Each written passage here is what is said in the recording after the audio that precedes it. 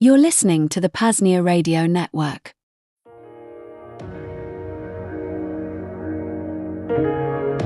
Vonu Fest 6, the premier, yearly gathering of self-liberation held at the Veritas node of the Free Republic of PAZNIA, happens once again this year, from September 22nd to the 29th. Join fellow self-liberators in our vetted agora, in the second realm, and soak up knowledge from those deep within the realms of breakthrough energy, health and wellness, open source technology, privacy and security, and much more. Alongside that, enjoy the nights around the campfire, underneath the Veritas skies untampered by city light pollution.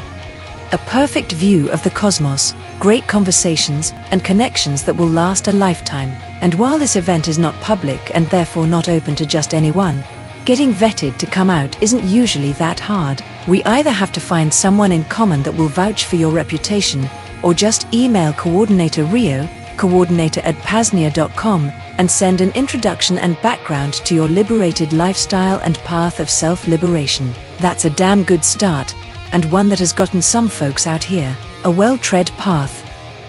Anyway, join us for Vonu Fest 6, happening from September the 22nd to 29th. Most are only able to make it for the weekend, but vetted self-liberators are encouraged to stay before and after if desired.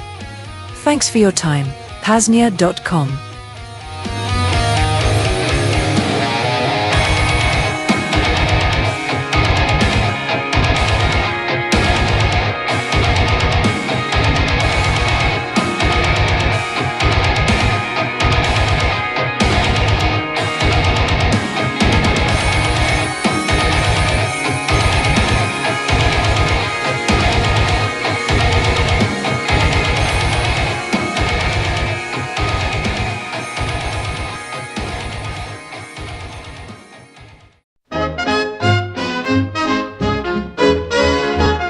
Mr. Sailor, fly me to the moon on your Bitcoin rocket ship. We'll record in the podcast room, play some fiat games and even touch tips. 6102 is a conspiracy. Brian Armstrong says the funds are safe food. When I'm with you, I feel electricity. Mr. Sailor, take my hand. Let's be special friends and hope this party never ends.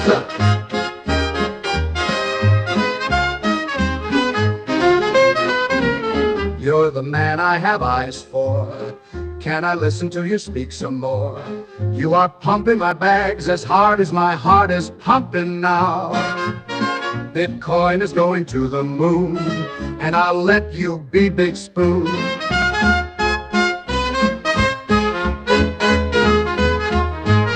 My wife is a little jealous, but you've made me so damn zealous. I've never seen straight men act so gay when they rush to listen to you on stage, but I know I'm the one you adore. Let me take off my pants and let you explore.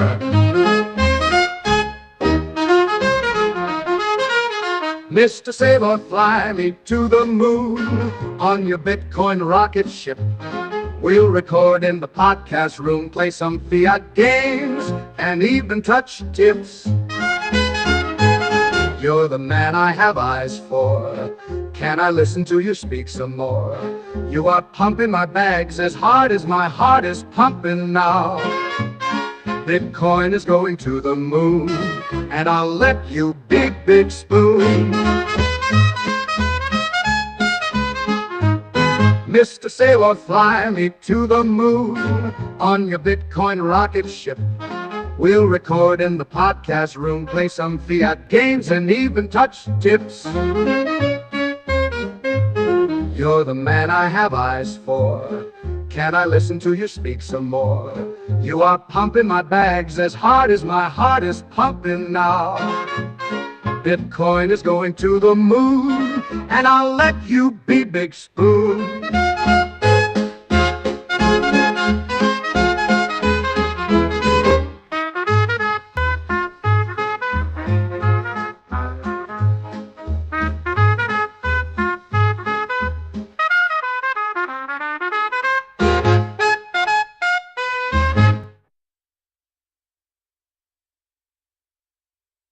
You're listening to the PAZNIA Radio Network.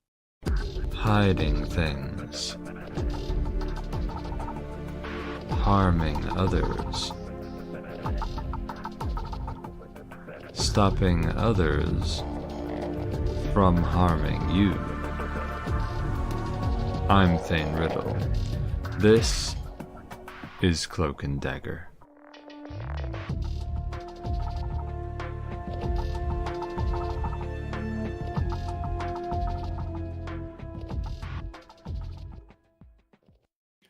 That was a song for those of you who want to zap us on zap.stream. Yeah, I was told about that song before. I think that was on Dick Greaser's show once. So yeah, if that song is with you, check us out on zap.stream and zap us there. Whereas if it made you feel defensive because your homosexuality is latent and suppressed, and you felt sort of threatened by that song, then you should go to xmrchat.com/PAZNIA radio, donate some Monero, and tell them Thane sent you. Either way, though, you should go to PAZNIA.com/SimpleX radio. Get your ass into the PAZNIA Radio Network chat on SimpleX. You don't want to install SimpleX on Android. They have a desktop client, too, that you'll have to go look for. Later on, when I start taking call-ins at the end of the show, I'll check the PAZNIA Radio Network chat and read what you said and answer you live. So yeah, go to PAZNIA.com/SimpleX radio and say stuff in the chat now or between now and like an hour from now or something. Got another poorly prepared show for you, folks. I'm not kidding around here. This feels like every time it's less prepared than it was last time. Almost. Very impressive. We're circling the drain here, folks, before we've even begun. Today on the poorly prepared show, we have, I'm going to talk to you about shopping. That's poorly prepared for sure. And I'm going to answer, I can't really, I probably can't answer anything from Sama's fan mail, but I answered Thought Crime Boss's fan mail. He asks an interesting little question. And also maybe I honestly didn't write anything about it, but maybe I'll say something about like Meshtastic versus Reticulum, or like using layer 3 Bitcoin Cashew versus like making something like a new holochain app for a token for stuff. Maybe that confused you, but so yeah, whatever. I'm just going to do whatever I want. That's what's going to happen here. And at the end of the show, maybe like 5 or 5:30 Eastern, 2 or 2:30 Pacific, go to PAZNIA.com/call in if you want to speak out loud or send us some Morse code or something. And if you're too shy for that, then go to PAZNIA Radio Network chat, PAZNIA.com/SimpleX radio, and I'll read what you're saying and answer you there. Oh yeah, let's do some news. Digital news. Is this even digital news, really? Well, whatever. In London, many surveillance vans are being deployed with cameras and facial recognition, and they will do scary, evil things with this. Namely, they'll use it to crack down on like protesters and folks who think and say things that they don't like. Another digital news thing, Google Play Store. This week, they published a policy update saying all cryptocurrency wallets on the Play Store in some major jurisdictions like America or Europe would need to have financial licenses like from the state, like FinCEN or whatever, which non-custodial wallets can't even get. So it would pretty much have been a ban on non-custodial wallet software on the Google Play Store, which honestly, I would kind of love it if that happened, because then more people would have to like not use Google Play Store. But of course, after folks noticed and kicked up a big fuss about it, they retracted it and said it was a whoopsie mistake, which is probably true, because it's kind of hard to believe in a way that they would do that willfully. So it probably was an error. They just meant to say custodial wallets. The policy was only supposed to be for custodial wallets. still, nonetheless, sort of like a little reminder that like you shouldn't use the Google Play Store anyway. If you want to be a proper nerd, well, I mean, the best thing to use is a Crescent, but that's only got like a handful of things on it. And it only has one wallet on it. It's got Cake Wallet on it. And I mean, if you use Graphene OS, especially, a Crescent is sort of tied to your hardware security because you can get a Crescent from the App Store that comes with Graphene. If you're a nerd, then the way to get everything else is Obtainium, but it's kind of hard to use. So you could just use like, I don't know, F-Droid or something, even though there are some little security problems with F-Droid that only autistic people care about. Anyway, in Mother Earth threats, the Canadian wildfires have begun to threaten settlements in Newfoundland, like Paradise, St. John's, Highway 1. While wildfires do happen on their own in nature, there is evidence that at least some of the fires lately have been willfully started by somebody. The bludgies say they're looking for suspects, but I somehow don't think they'll find anything, and I wouldn't be shocked to find that it was the state's own spooks who started the fires, not unlike what was seen in California a few years back, where it kind of looked like that was happening. There was some bad flash flooding overnight in southeast Tennessee around Chattanooga. Like I said before, I have a funny hunch the U.S. will keep seeing a lot of floods this year, so watch your fucking back for water. A lot of folks say you need water to live, you need to drink more water, blah, blah, blah. And that may be true, but I don't trust the damn thing. So I say always keep an eye on the back of your head when any water is coming around. Crackdown news. Right now, the state in the UK is willfully getting folks pissed off at each other by unleashing violent immigrants on folks and then framing anybody who protests it or has a problem as a nasty racist of some kind. They're tracking folks hardcore and going after folks for thought crimes in the UK. The UK surveillance state is becoming so Orwellian so fast that it is quickly hurtling towards maybe a point of no return. Even their limp-wristed little protests are about to be stopped in the next few years. If the English have any pride left, any care for their freedom at all, the only thing they have left to do is violent insurrection. If you don't see anything like that stirring this year or so, then I'd say the First Realm in the UK should be written off. It's on its way out. Folks all around the world need to get out of the First Realm, but in the UK it is more urgent than in other places. If you're in the UK, you must either utterly leave the First Realm or you must leave the UK. Time is running out for the First Realm in the UK. In Canada, tensions keep growing between the bludgies and civvies over the state trying to ban folks from walking in the woods, with a handful of folks in Nova Scotia being fined tens of thousands of dollars. So that's good. I mean, just saying, you know, if you're in Canada and you are walking in the woods and you encounter a park ranger, just saying, like, you know, park rangers aren't really trained to fight humans. They are often not armed, and you run into them alone in the wilderness.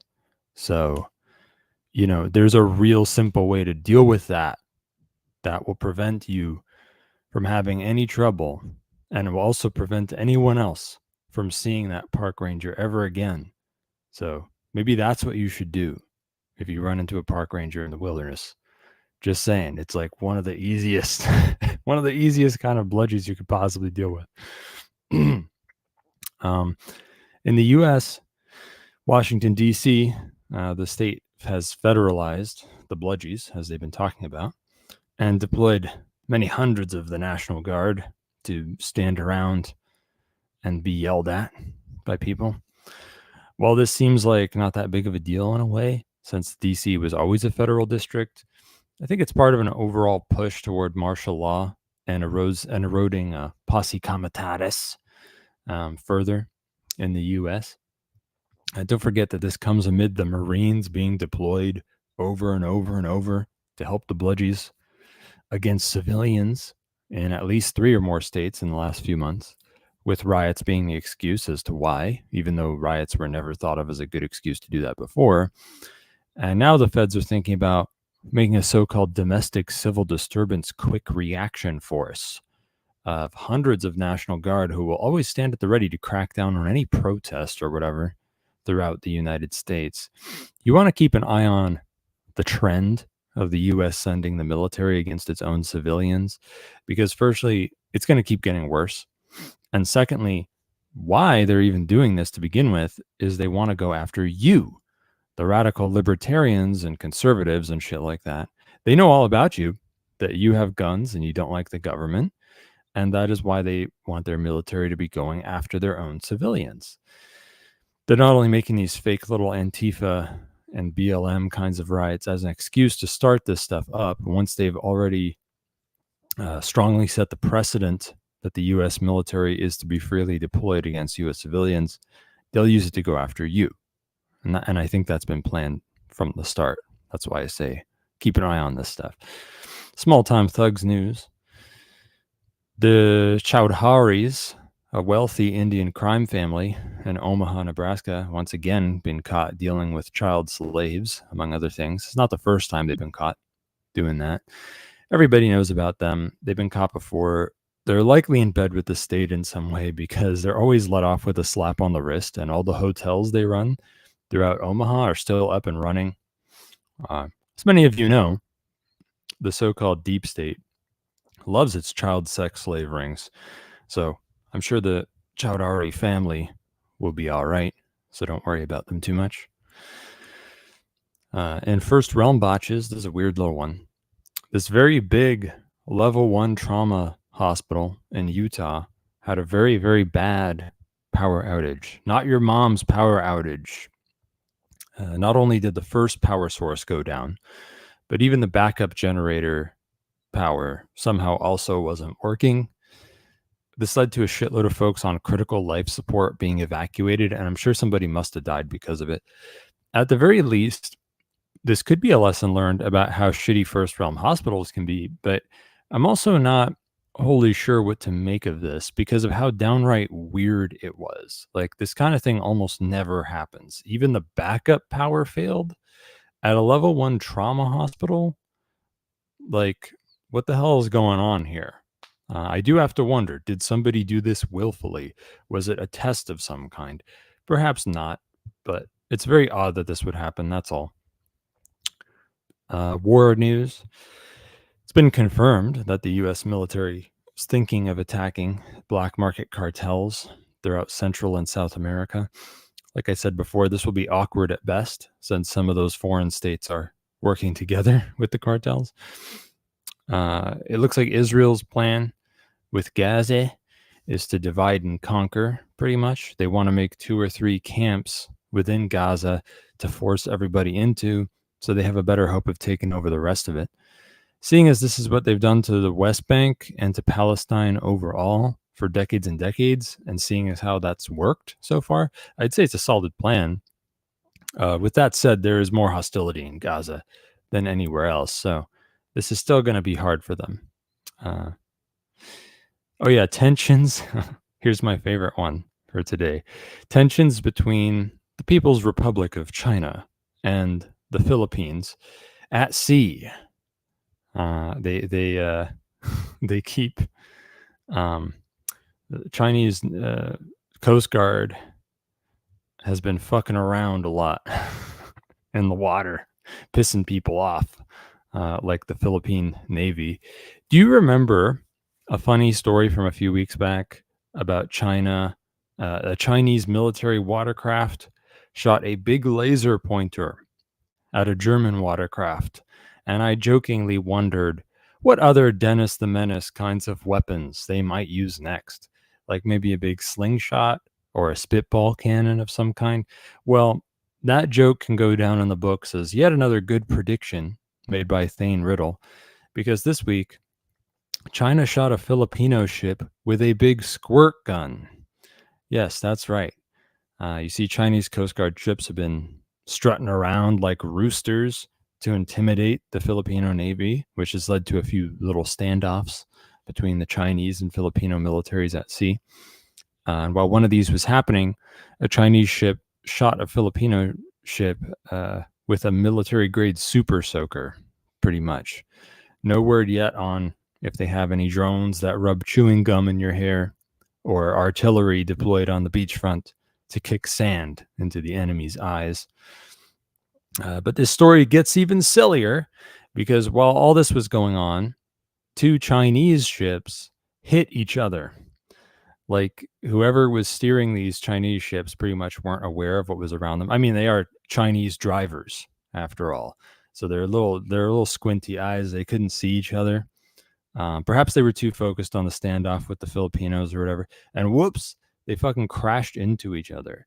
And it wasn't really a small fender bender either. It looks like it was kind of a fairly bad crash.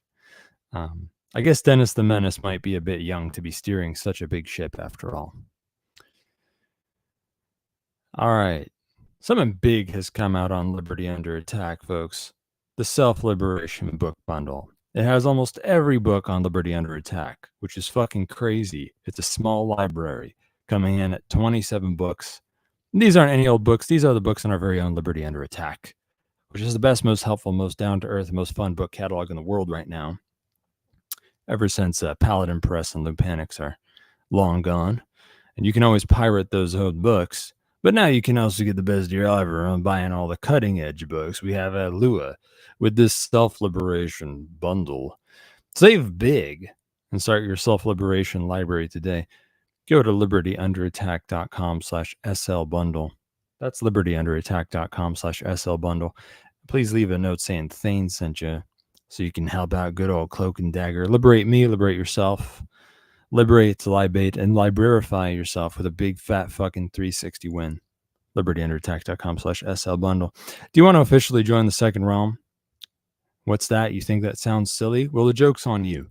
You can officially join the Second Realm and get discounts on other hustles in the Agora, more access to the PAZNIA network, an elite organization of men and women that make love to their life mates at least twice a week, and maybe even some free PAZNIA merch. Go to PAZNIA.com/Thane to check out all the perks of becoming an honorary stakeholder and put in coupon code Thane to get $25 off. And there's a fucking brand new show coming here to PAZNIA Radio Network. Wake up for a second. Okay, this ad is me saying something new that I haven't said before. It's not the same ad read. Brand new shows coming, folks. Soon after my next show, next Saturday, on August 23rd at 6:30 p.m. Eastern, 3:30 p.m. Pacific, you'll hear the premiere episode of The Voluntarist Academy with James Cordiner. Here's what they told me to say about it. Looking to learn from the past so as not to repeat history, as well as insights into building the future? Tune in to the Voluntarist Academy here on the PAZNIA Radio Network. That's next Saturday after my show at 6:30 p.m. Eastern, 3:30 p.m. Pacific. I have no fucking clue, really, what the Voluntarist Academy is going to be like. I don't really know who James Cordiner is. It sounds interesting. I guess they're going to talk about the history and the future from a voluntarist perspective. It should be interesting. It should be worth a listen. I'll probably try to listen myself and see what the fuck is going on with that show next week. Next Saturday on the PAZNIA Radio Network, 6:30 p.m. Eastern, 3:30 p.m. Pacific, not long after my show next week. And I guess you can go to PAZNIA.com/radio to find links to stream on YouTube, Odyssey, Zap.stream, and Rumble. Today I'm supposed to talk to you about my down-to-earth tip today. Am I on time? Good. I thought the news was fast, but it was actually just not long for the first time in a while, which feels good, I guess. Shopping. Down-to-earth tips about shopping. Look at how short the notes I've written are on this. That's concerning. Well, let's make it work anyway.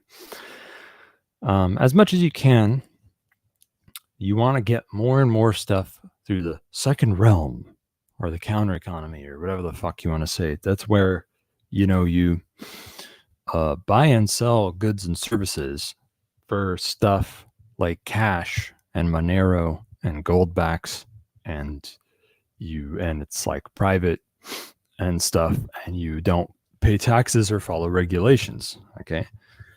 Now this can be done face to face with things like off books contractors, shady small businesses, farmers markets, invite only markets.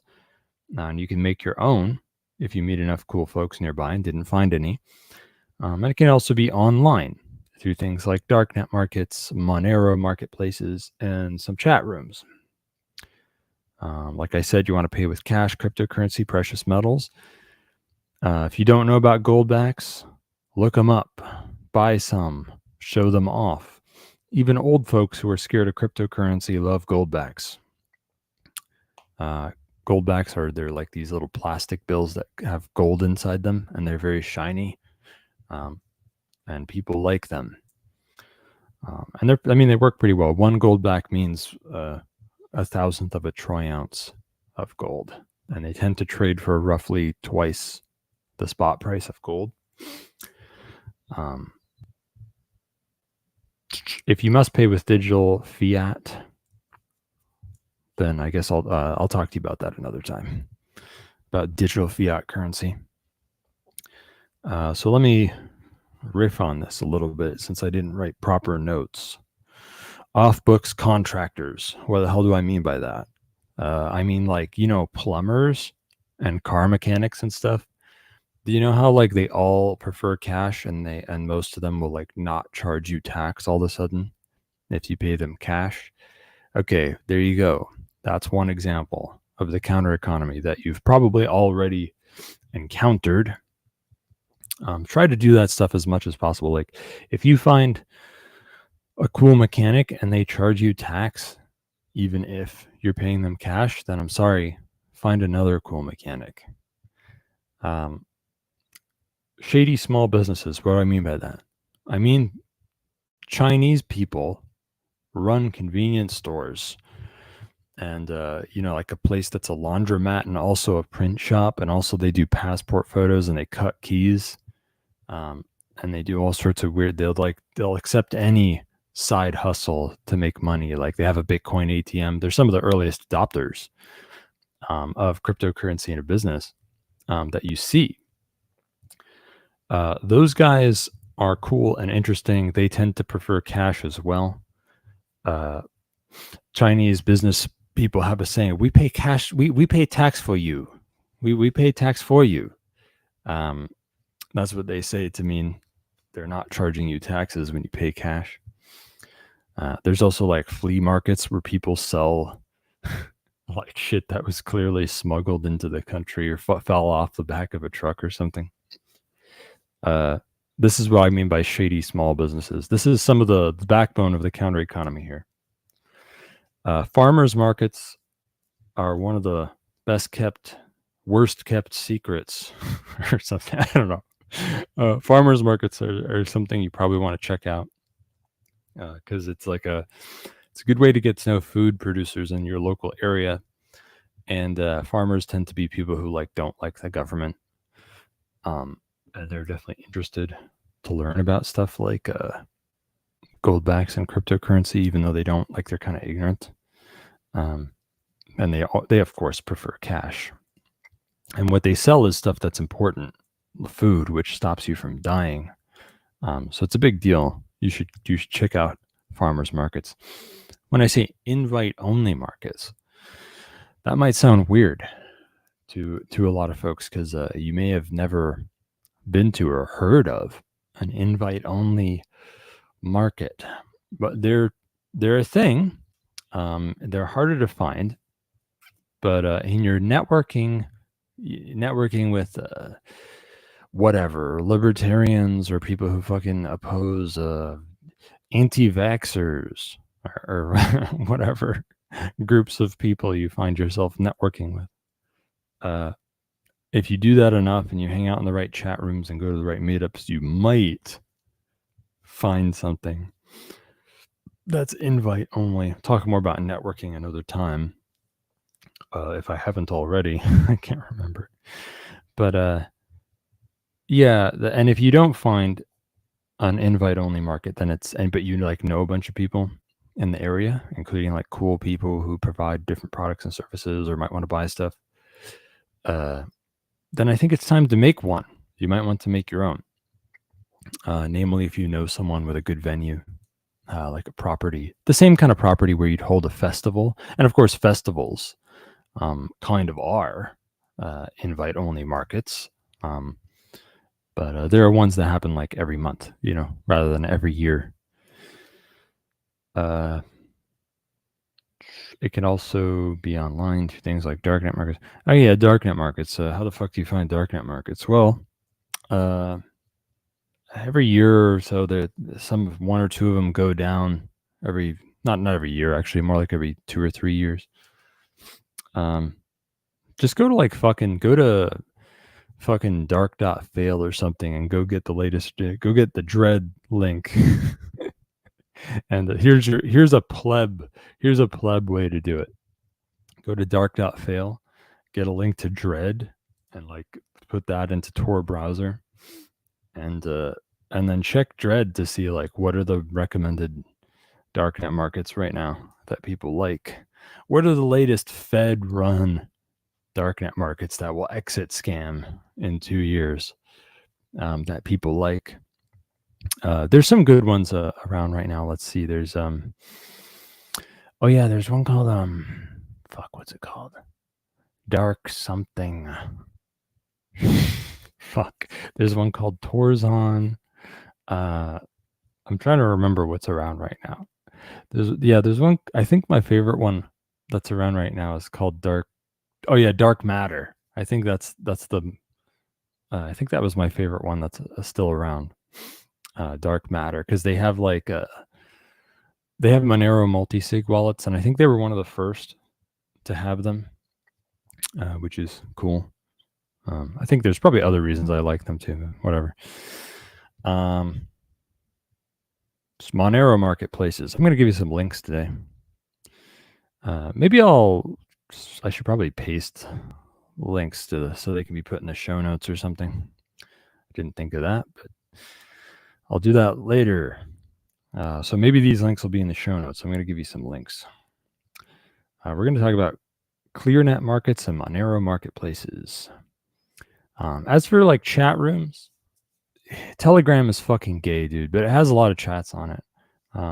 So if you like doing your business in such a way that it's totally spied on by like Mossad and handed over to law enforcement freely, then yeah, you should check out all the rooms they have on Telegram, all the marketplaces they have on Telegram, where everything is tracked and recorded forever and nothing's encrypted. And Telegram was founded by Mossad agents, and they hand it over to law enforcement openly. They say it, they admit it right out in the open. Feel free to use Telegram.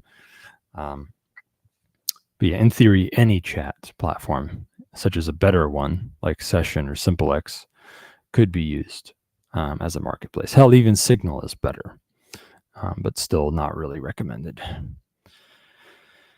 All right, here, I'm just going to read some links to you. Here's some ClearNet websites, okay, that are like Monero markets or whatever.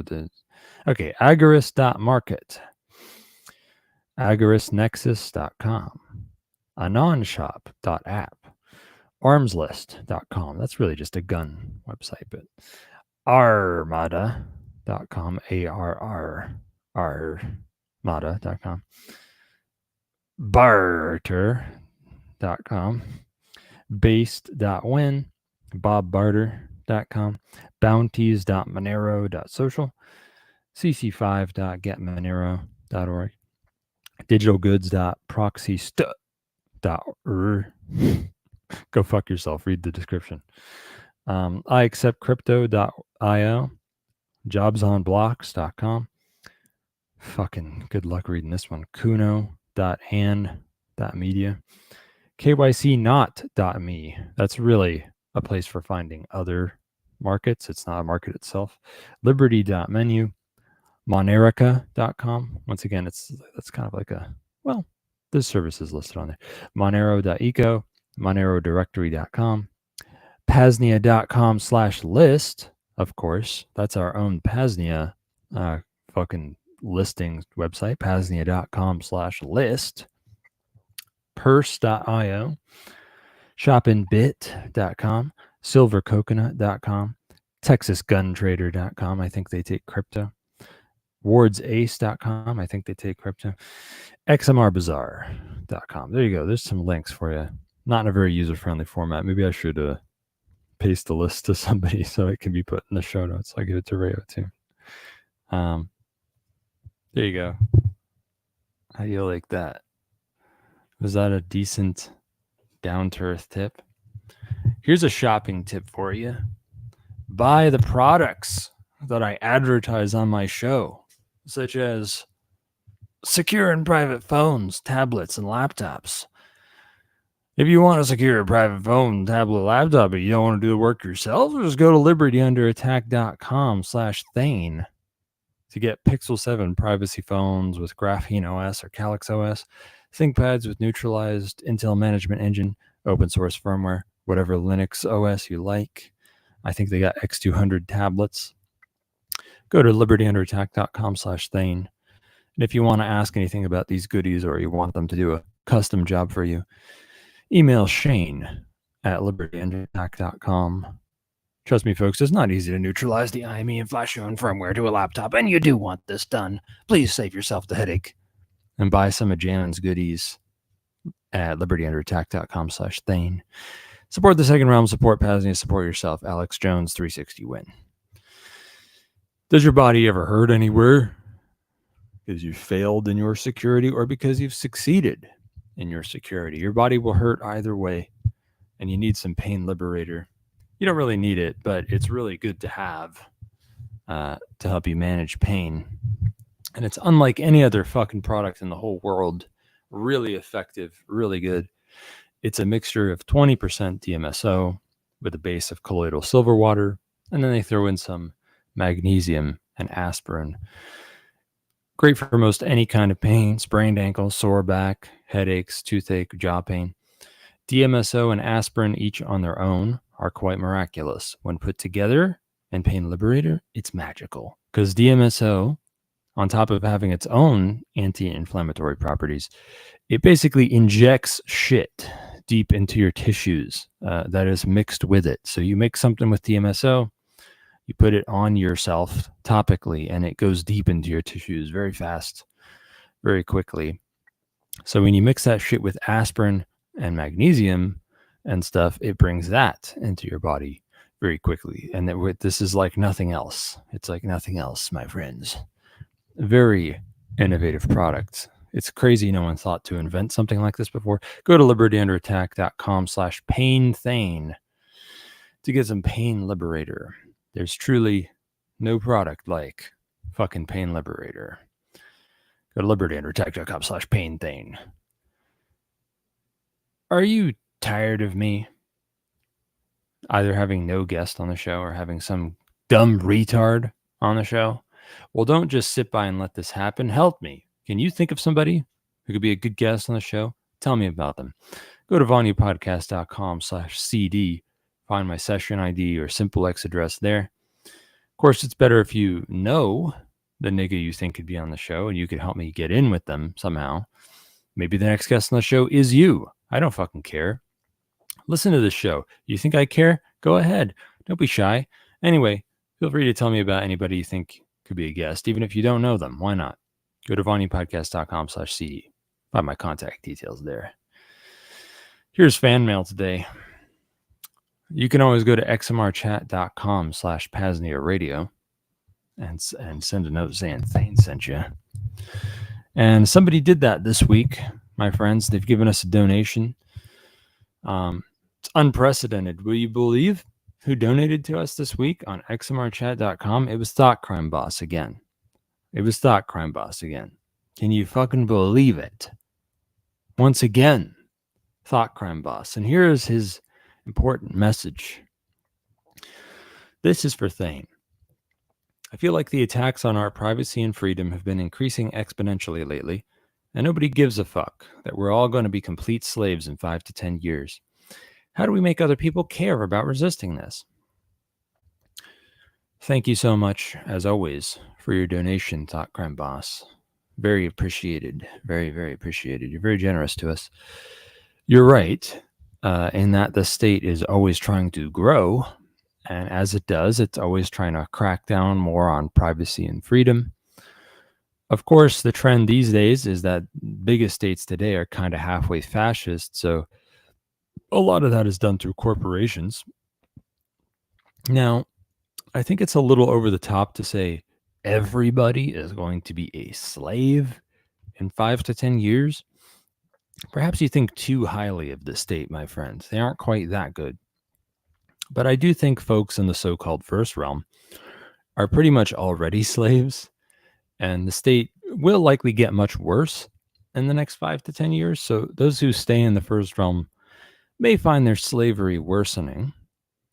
I also think hundreds of millions of folks may straight up die in the next 5 to 10 years. Hopefully I'm wrong about that. And yes, you are right that many folks don't care much about these things, at least not enough to knowingly and willfully go against it in any way that truly works, like besides whining. I would also say that on top of that, many of those who might care enough to willfully go against it are a bit lost when it comes to knowing what the hell they should even do about it. Of course, that's why I'm here. So you're asking the right nigga. All right. So first of all, don't forget that in the so-called second realms, the tools for defending privacy and freedom are also growing exponentially. And therein lies the key to winning. At least that's what I think. I think the world of tomorrow will be all about things like cryptocurrency, obfuscated mesh networking, encrypted distributed data storage, secure distributed computing, private smart contracts with shit like zero knowledge proofs and homomorphic encryption. I think the state as we know it may mostly be gone from the world as soon as 30 to 50 years from now. Yes, that's right. I think the state will be gone and crypto anarchy will win right here in the 21st century.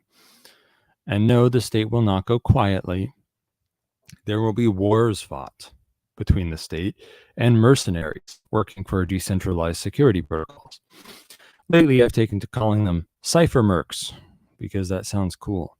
I think the cipher mercs and other security measures will be funded by second realm insurance protocols that cover you against the state's law enforcement, among other things. I talk all about this shit in Insurrectionary Agorism, a newer manifesto, which you can hopefully read like this fall or something in Vonu Life 2025. Please do not worry yourself with what the small-minded folks of the world think about.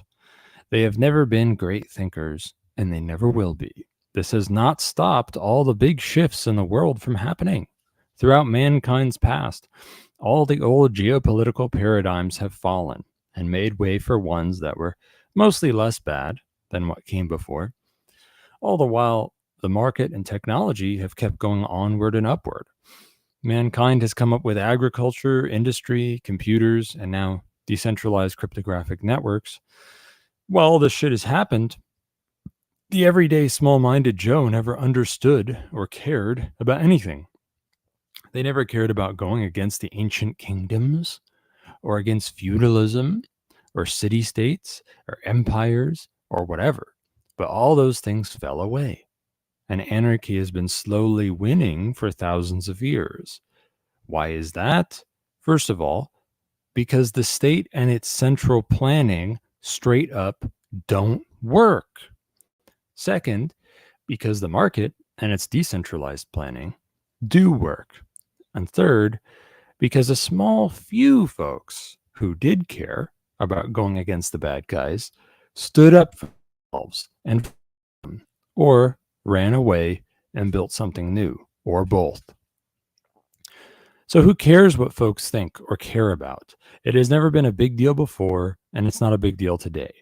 The truth is, These retards are already working against the state without even knowing it, merely by buying and selling goods and services.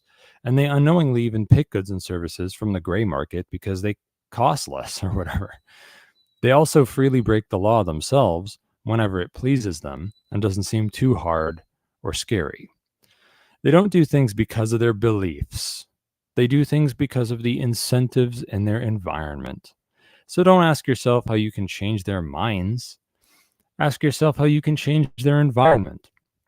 Can you make it easier and less scary for more folks to break the law or to have more privacy and more freedom?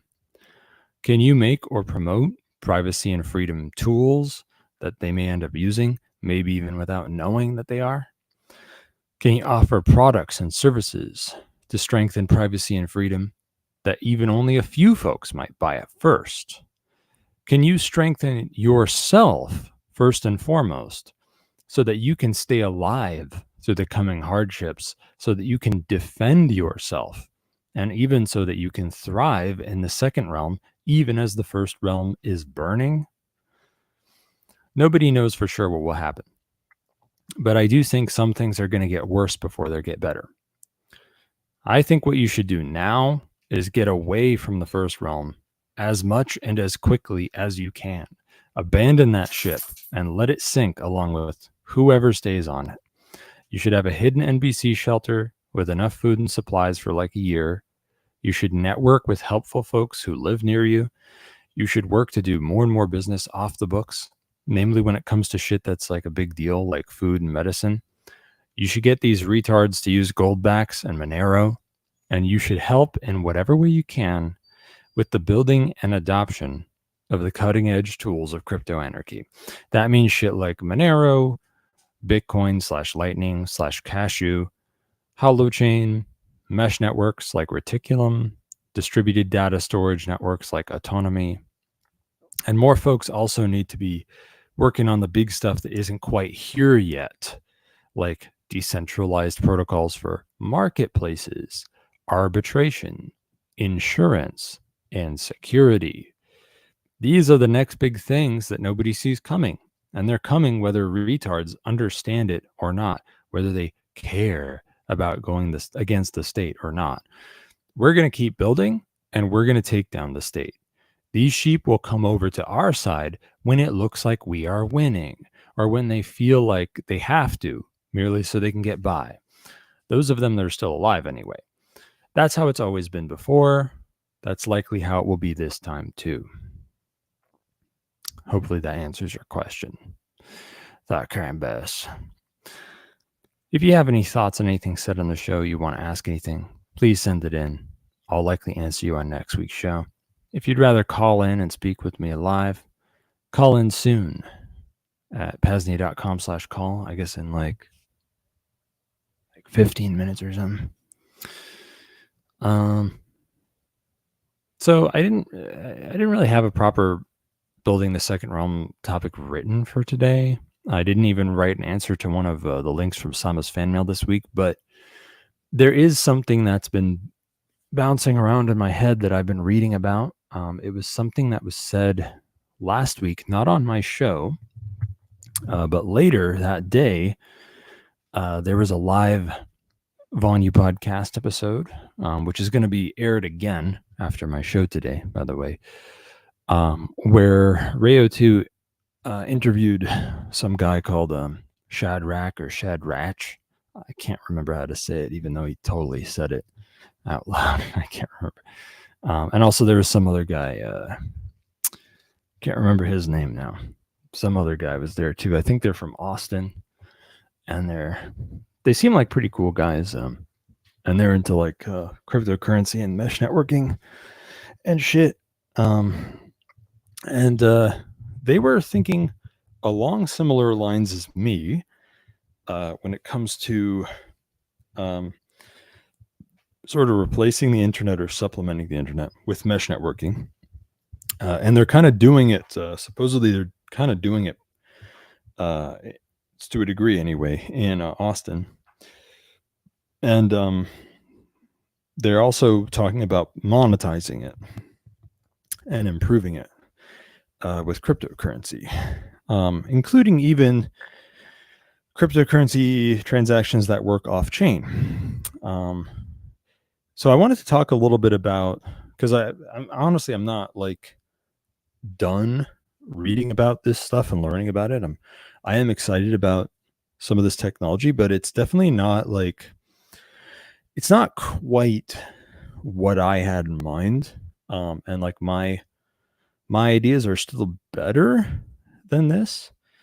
And the ideas of friends of mine that I rip off and claim as my own because they don't have a show, so they can go fuck themselves.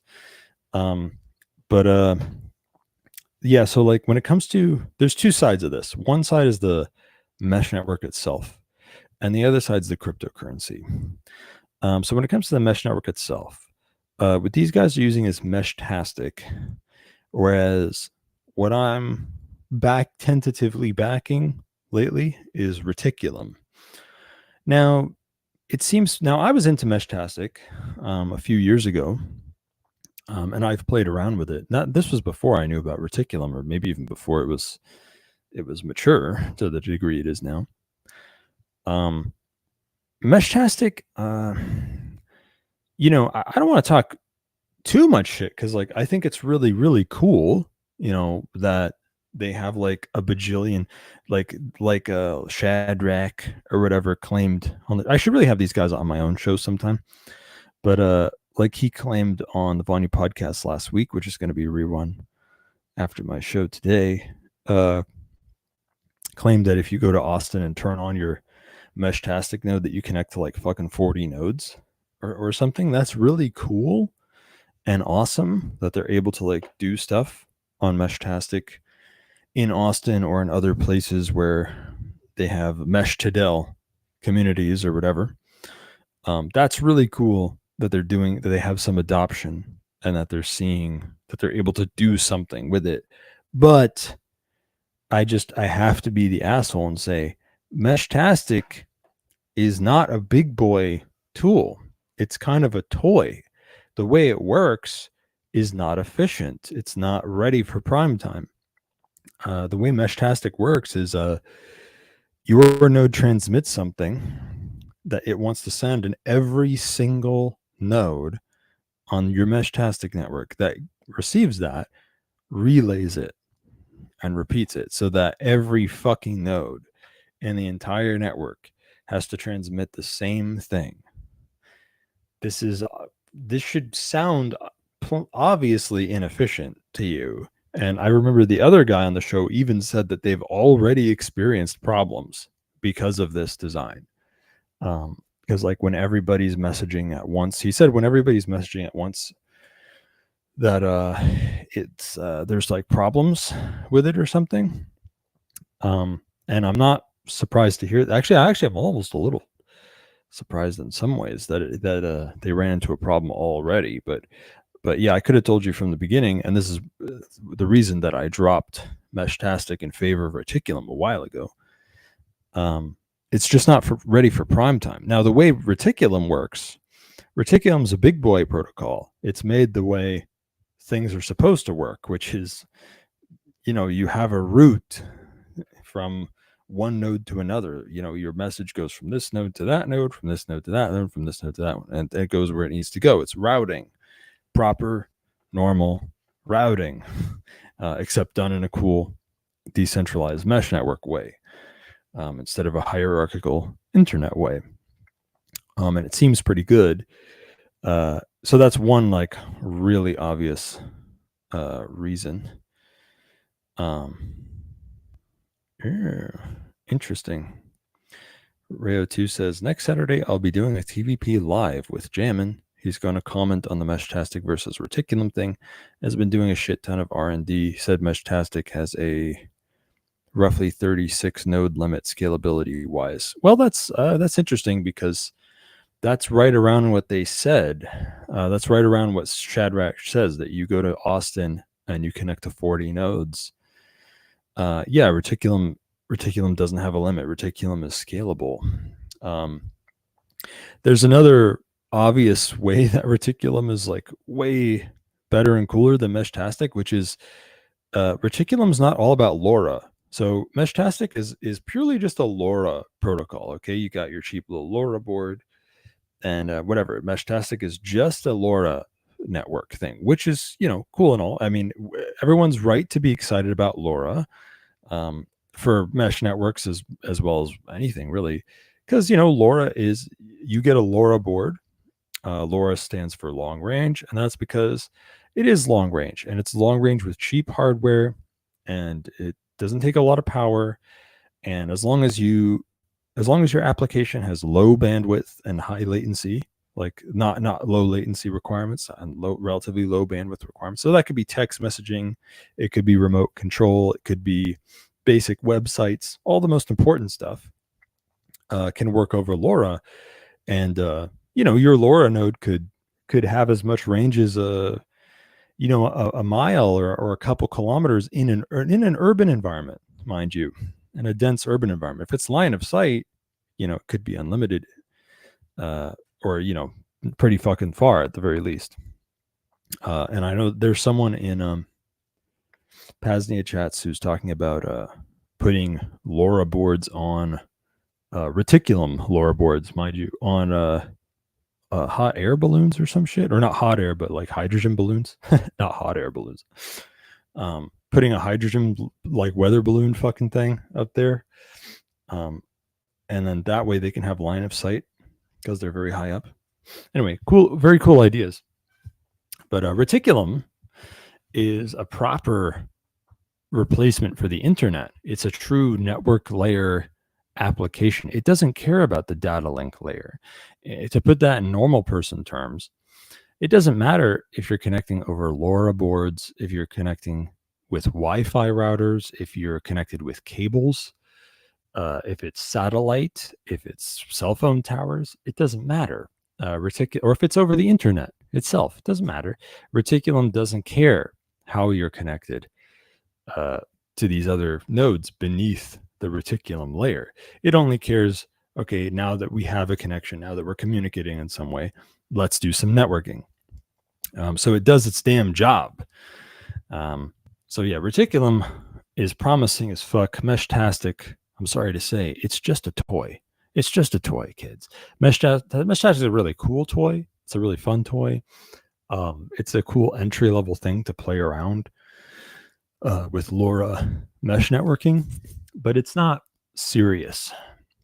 It's not for serious applications, and there's no need to reinvent the wheel and try and figure out how to do routing properly with Meshtastic when you can simply just use reticulum or something. So we got to get these Mesh-Jadel people using reticulum or something. Like we got to convince them.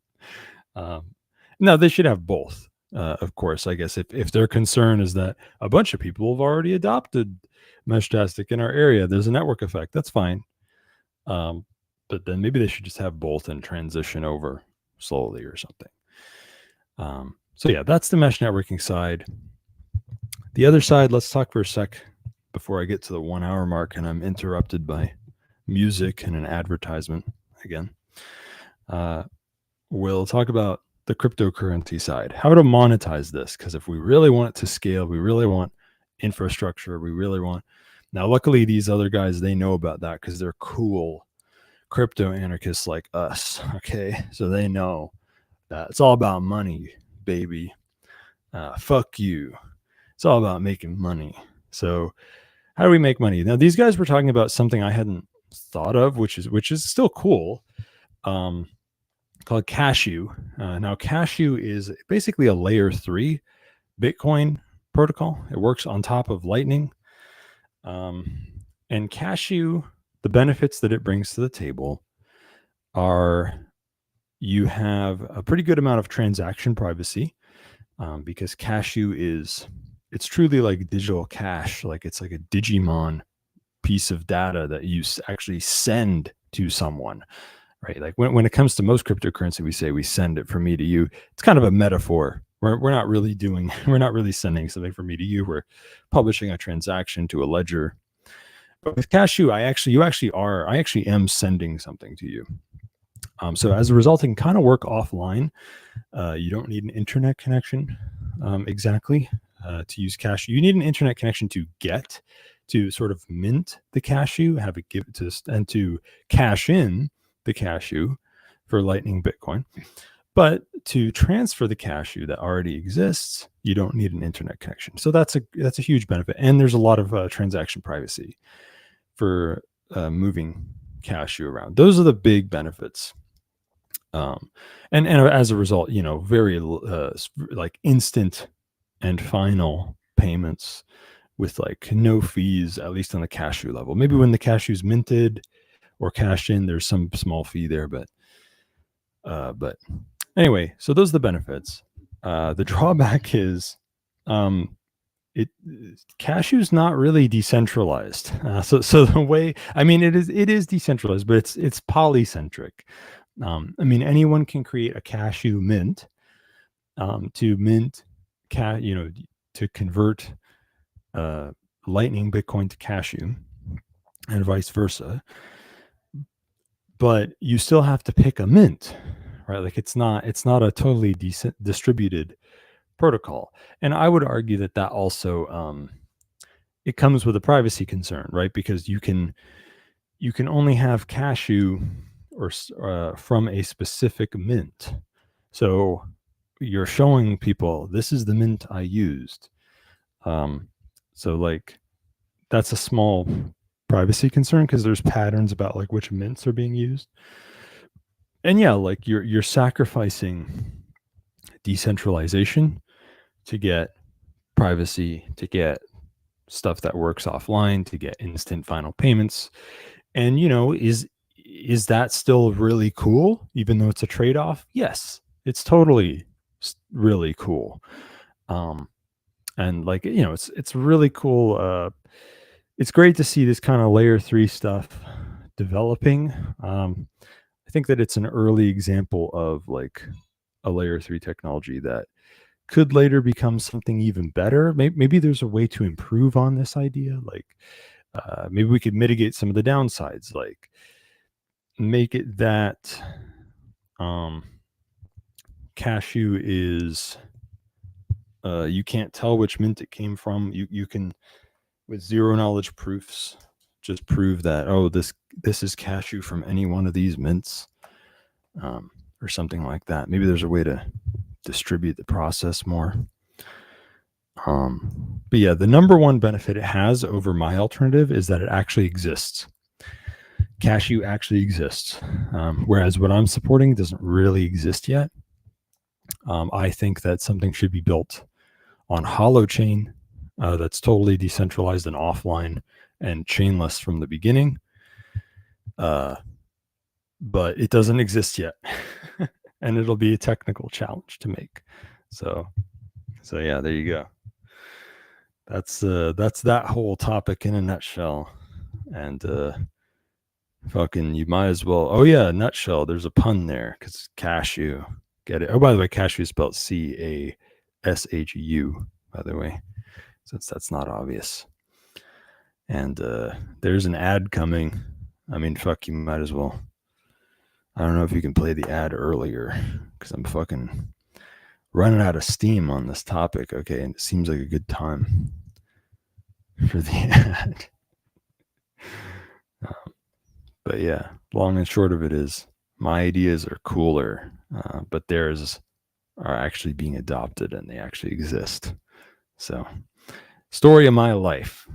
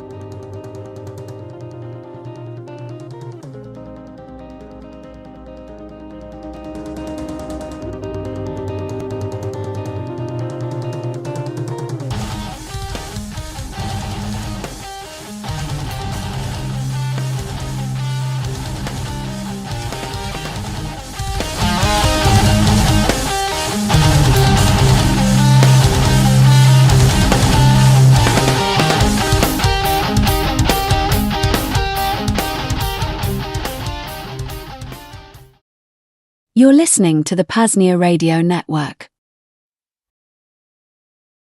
The school year is just getting started, but it's not too early to start thinking about ways to keep your kids busy next summer. You don't want your child to miss our Cypherpunk Summer Camp. We are now enrolling all kids ages 7 through 16. Cypherpunk Summer Camp teaches students how to build their own seed signer, broadcast a transaction using ham radio, run a lightning node, use coin joins, set up a Sparrow wallet, and much more. At Cypherpunk Summer Camp, kids don't just learn how to transact adversarially, we also cover homesteading, rolling your own open source cigarettes, and even martial arts. Hear what parents have to say about Cypherpunk Summer Camp. My name is Jeff from Naples, Florida. I send my son to Cypherpunk Summer Camp because as a macro podcaster, I'm not a technical expert, but I want my son to learn the skills necessary to defeat the feds. Space is limited, so don't wait. Enroll your child in Cypherpunk Summer Camp today.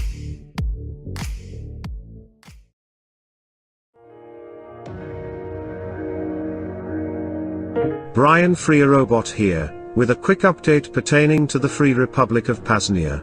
The following items are now available at the PAZNIA shop, whether digitally via paznia.com/shop, or physically here at the consulate.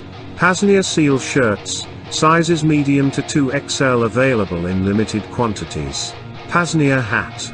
PAZNIA pen with stylus, 5-pack. PAZNIA sticker. PAZNIA coffee mug. PAZNIA flag.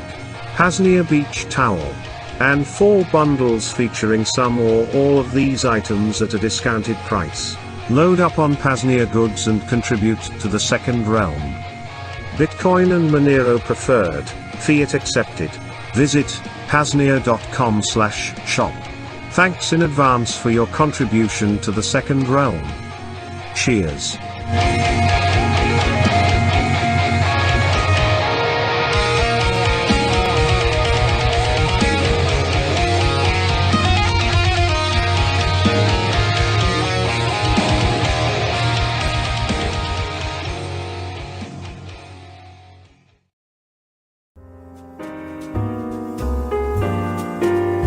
While infrastructure costs for the PAZNIA radio network aren't exorbitant now, there are some costs. It will also increasingly demand more time as we move towards longer transmissions and more transmissions. If you'd like to help cover current costs and even the expansion of our efforts, please visit paznia.com/shop. There, you can make a one-time fiat, Bitcoin, or Monero donation. You can become a stakeholder, and you can even order some one-of-a-kind PAZNIA merch, ranging from shirts to hats to flags, all the way to beach towels. Again, that link at paznia.com/shop. Cheers from the Free Republic.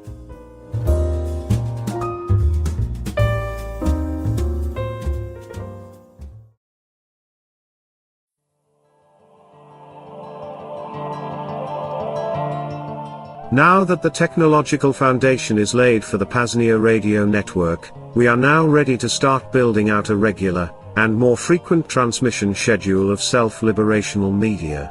Do you want to host your own show on the PAZNIA radio network?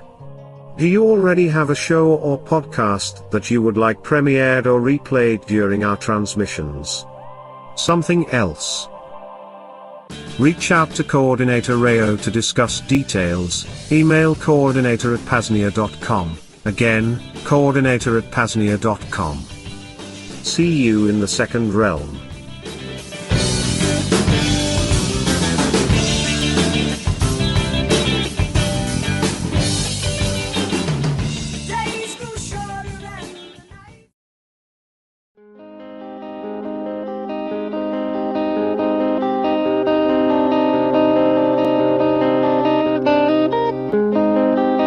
And now, back to Cloak and Dagger with host Thane Riddle.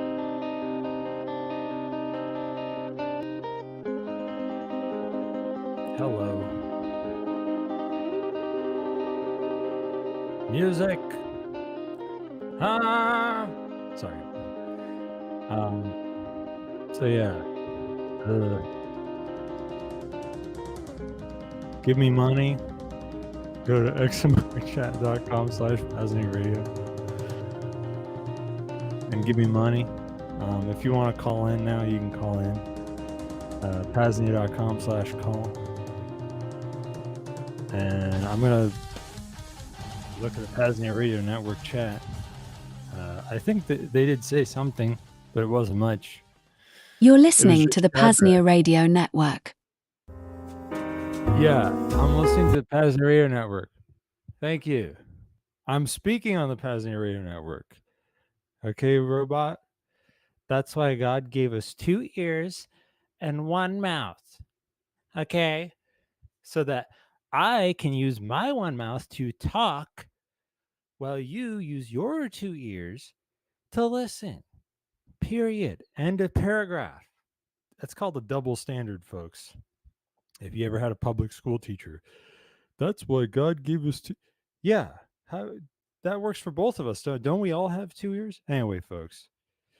Shadrach in the PAZNIA Radio Network chat. It reminds me that the other guy was called Polycarp. And seems open to the idea of coming on my show, or is at least pretending to, just to be polite. Probably not, though, because Shadrach keeps listening to my show. He's admitted to doing it at least twice. So that's a sign that I'm really being greatly admired and lauded and seen as really the best of us, universally, it seems, in the market anarchist community. A community of people that feels dirty saying the word community, which is the best community. That's good, Shadrach, or however you say it.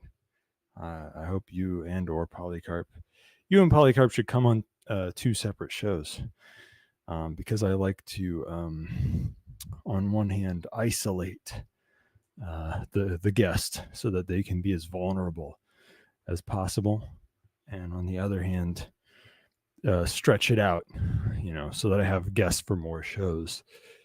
One person on this one person on that one. I have pretty much nothing else to say. Someone can call in if they fucking want to for the first time. Actually, no, that's not true. For the second time ever, someone could call in on PAZNIA.com/call.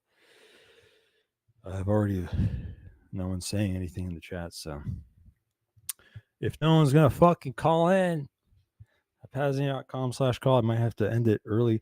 I don't want to make promises here, folks, because I'm a piece of shit. Okay. Or I'm very busy, as far as you know. And that's why I can't reliably promise this. But I would like it if I had prank calls ready for next week's show. I would like to do prank calls. One thing I'm thinking of doing is, well, I'll keep it as a surprise. Yeah, if no one's gonna fucking call at PAZNIA.com/call, then I may end the show early. It's been an amazing show, folks. Absolutely amazing. One of the best there's ever been in the world. And I'm a privacy and security consultant, expert kind of guy. Really, really serious professional guy. Okay. So you can go to VonuPodcast.com/CD, contact me on Session or SimpleX for your very serious life or death needs. Because believe it or not, I have experience with that. I'm very good at it. And hey, look, if you think that I sound bad, trust me, you don't want to go with the guys who are they're very good at God, I don't want to talk shit, but God, I've almost never met a privacy or security consultant who's as good as me. I'm sad to say that. I really wish that, because I don't feel very impressed by myself privately, but it's just that everyone else sucks even more. So if you want that done, you should definitely go to me, VonuPodcast.com/CD for some consulting. If you're a vetted PAZNIan or something, I'll give you a steep discount. On next show, next week, I'm going to talk about handling other people's perceptions. That's with things like being warming, being charming, tricking people, lying to people, threatening people. And I'll keep going maybe through Sama's fan mail, talking about decentralized networks there. Or maybe I'll do more research on Cashew and shit like that. Probably not. I probably will, but I probably won't talk about it. Self-Liberation Saturday will keep going for another few hours, starting with a rerun of the latest Vonu podcast, which I mentioned. It was live last Saturday, followed by some more PRN deprogramming. So don't touch that dial, folks. Stay tuned and stay frosty. You're listening to the PAZNIA Radio Network. While infrastructure costs for the PAZNIA radio network aren't exorbitant now, there are some costs. It will also increasingly demand more time as we move towards longer transmissions and more transmissions. If you'd like to help cover current costs and even the expansion of our efforts, please visit PAZNIA.com/shop. There, you can make a one-time fiat, Bitcoin, or Monero donation. You can become a stakeholder, and you can even order some one-of-a-kind PAZNIA merch, ranging from shirts to hats to flags, all the way to beach towels. Again, that link at PAZNIA.com/shop. Cheers from the Free Republic.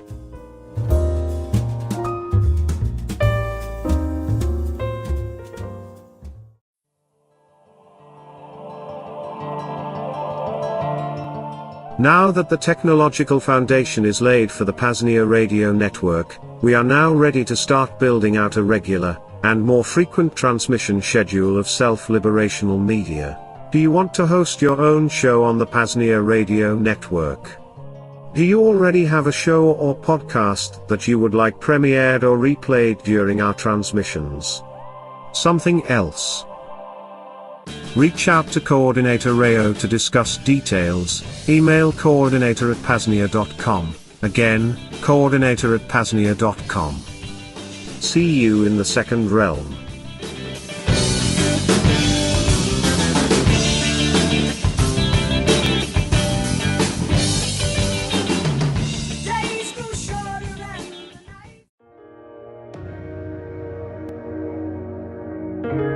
The newest addition to the PAZNIA radio network, the Voluntarist Academy with James Cordiner. Voluntarist Academy is an educational platform dedicated to the principles of non-aggression, self-ownership, and the ethical philosophy of voluntarism.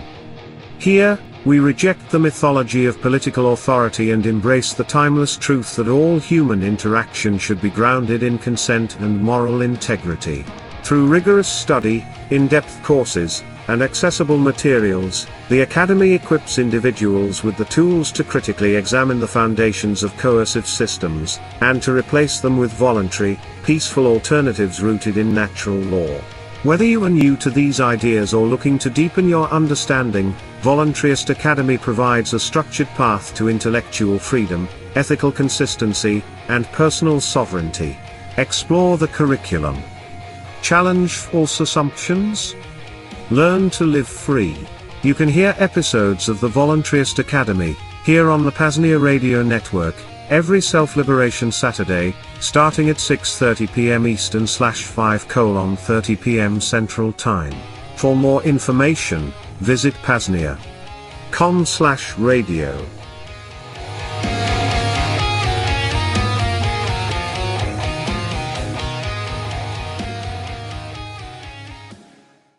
The newest bundle via Liberty Under Attack Publications.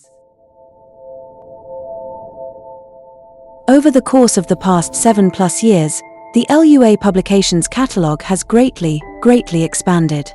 4 years ago, we put together our very first self-liberation bundle, a way to pick up all the books we publish in one bundle, at a heavily discounted price. Back then, there were 17 books. Well, we finally got around to an update and the total number of books is up to a staggering 27. The Self-Liberation Bundle is now essentially a small library of the highest quality, rarest self-liberational media, not available via anyone else. We know, as we struggled to locate much of it for our own delectation over the past decade or so. Truly some pieces of valuable libertarian history, priceless strategy guides, liberty agorist fiction, and much more. Purchasing these books individually, you'd pay well over $400. Save big and order your self-liberation bundle today. Bitcoin and Monero preferred. Just visit libertyunderattack.com/slbundle. Again, libertyunderattack.com/slbundle. Liberty Under Attack Publications. Share your story, find your freedom.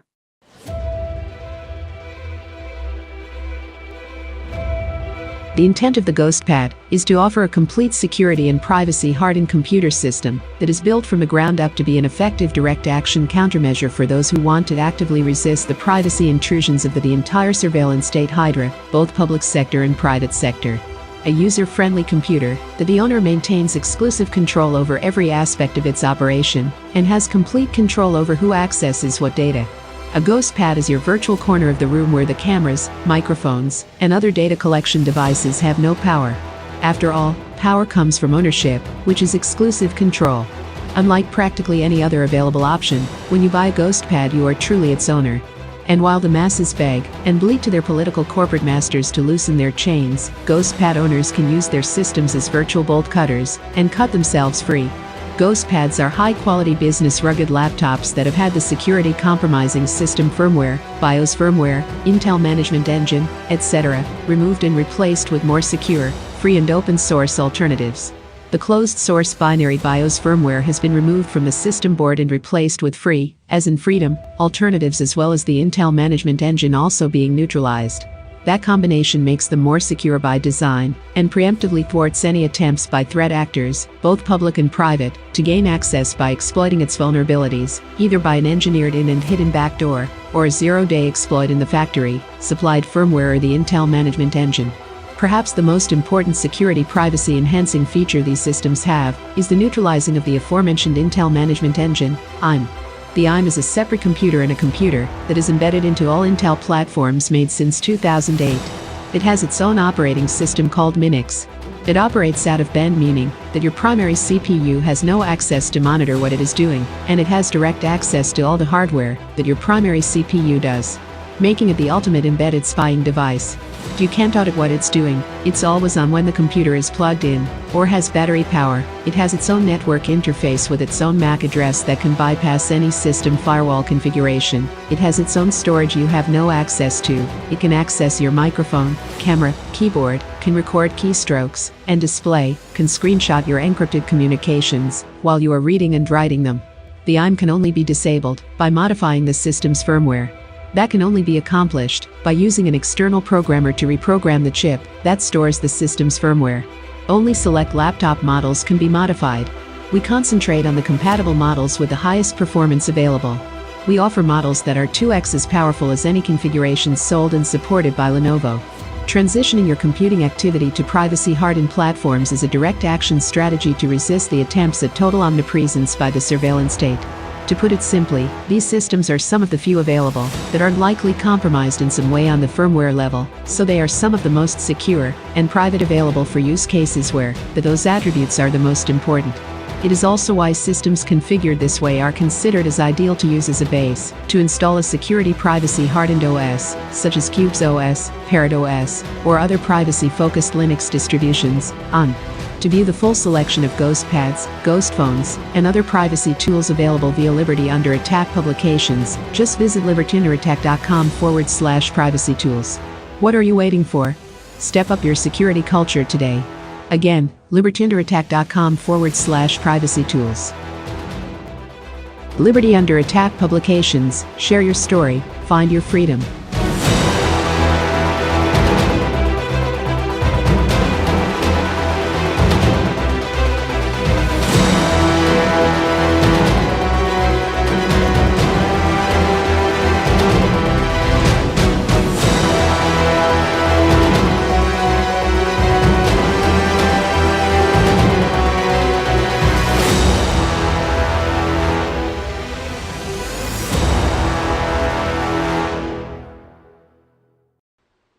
You're listening to the PAZNIA Radio Network. What you are hearing, folks, is for the first time in history the public revelation of the origin, the history, the dogma, and the identity of those who operate in secret to bring about a worldwide totalitarian socialist government. They are known to Christians as Mystery Babylon. It is an ancient religion.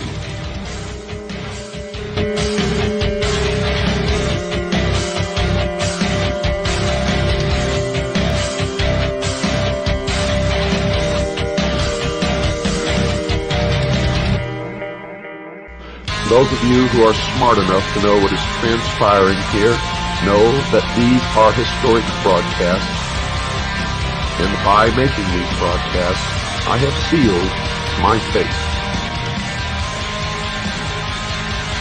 The sun enters each heavenly sign or house of the zodiac in what is called the 30th degree, and leaves at the 33rd degree.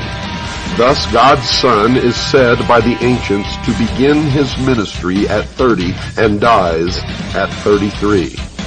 A Freemason is not told the truth of the object of his worship until he attains the 30th degree. And this is why the highest degree in Freemasonry is the 33rd degree, for no one can rise higher than the sun.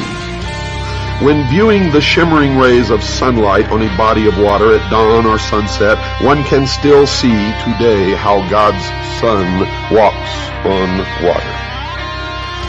It was well understood by ancient man that our weather was caused and controlled by the sun. It was a simple fact that God's Son had the power to control storms at will. The ancient Egyptians taught that he did this as he rested in his heavenly boat while crossing the sky. Thus we read that God's Son quieted the tempest, or great storm on the sea, while in his boat. Which boat? The boat of Isis. Ra, the sun god, also known as Osiris, in the bark of millions of years in which he traversed the heavens. He wears on his head and accompanies a vast sun disk, symbolizing his powers as Lord of the heavens. The boat formed of a serpent bears his eye, and the god is seated on a pedestal representing Mayat, the divine order. Folks, when we stop to realize that every single king, prince, lord, governor, dictator, despotic ruler, civil and social institution, national flag, coat of arms, educational institution, military medal, award, organizational insignia, medallion, badge, emblem, citation, trophy, banner, pendant, political standard, or ensign, agency of government, or religion uses the sun as a primary symbol, then it can truly be said in the mystery school that God's Son is, quote, King of Kings and Lord of Lords, unquote.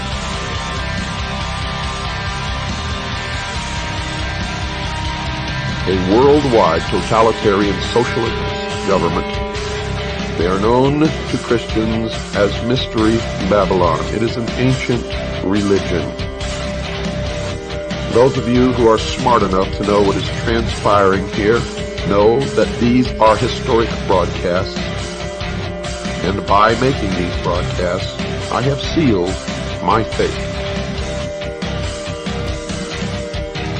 A worldwide totalitarian socialist government.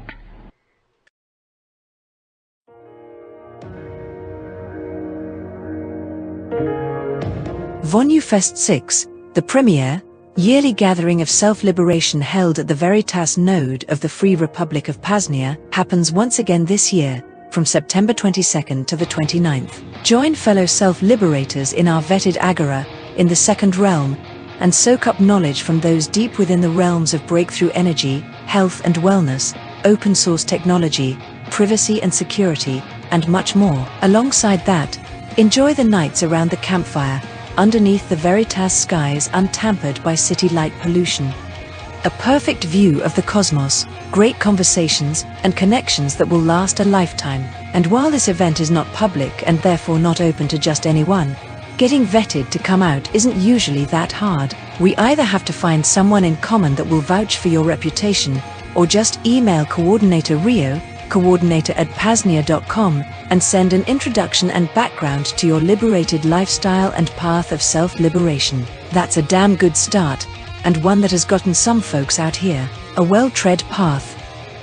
Anyway, join us for Vonu Fest 6, happening from September the 22nd to 29th. Most are only able to make it for the weekend, but vetted self-liberators are encouraged to stay before and after if desired. Thanks for your time. PAZNIA.com.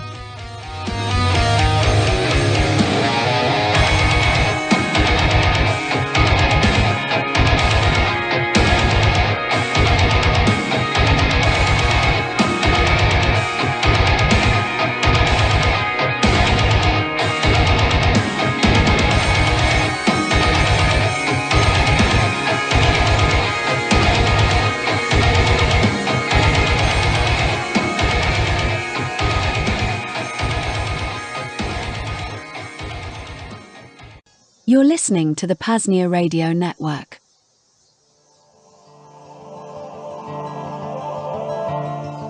Now that the technological foundation is laid for the PAZNIA Radio Network, we are now ready to start building out a regular, and more frequent transmission schedule of self-liberational media.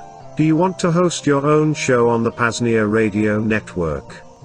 Do you already have a show or podcast that you would like premiered or replayed during our transmissions? Something else? Reach out to Coordinator Rayo to discuss details. Email coordinator@paznia.com. Again, coordinator@paznia.com. See you in the second realm.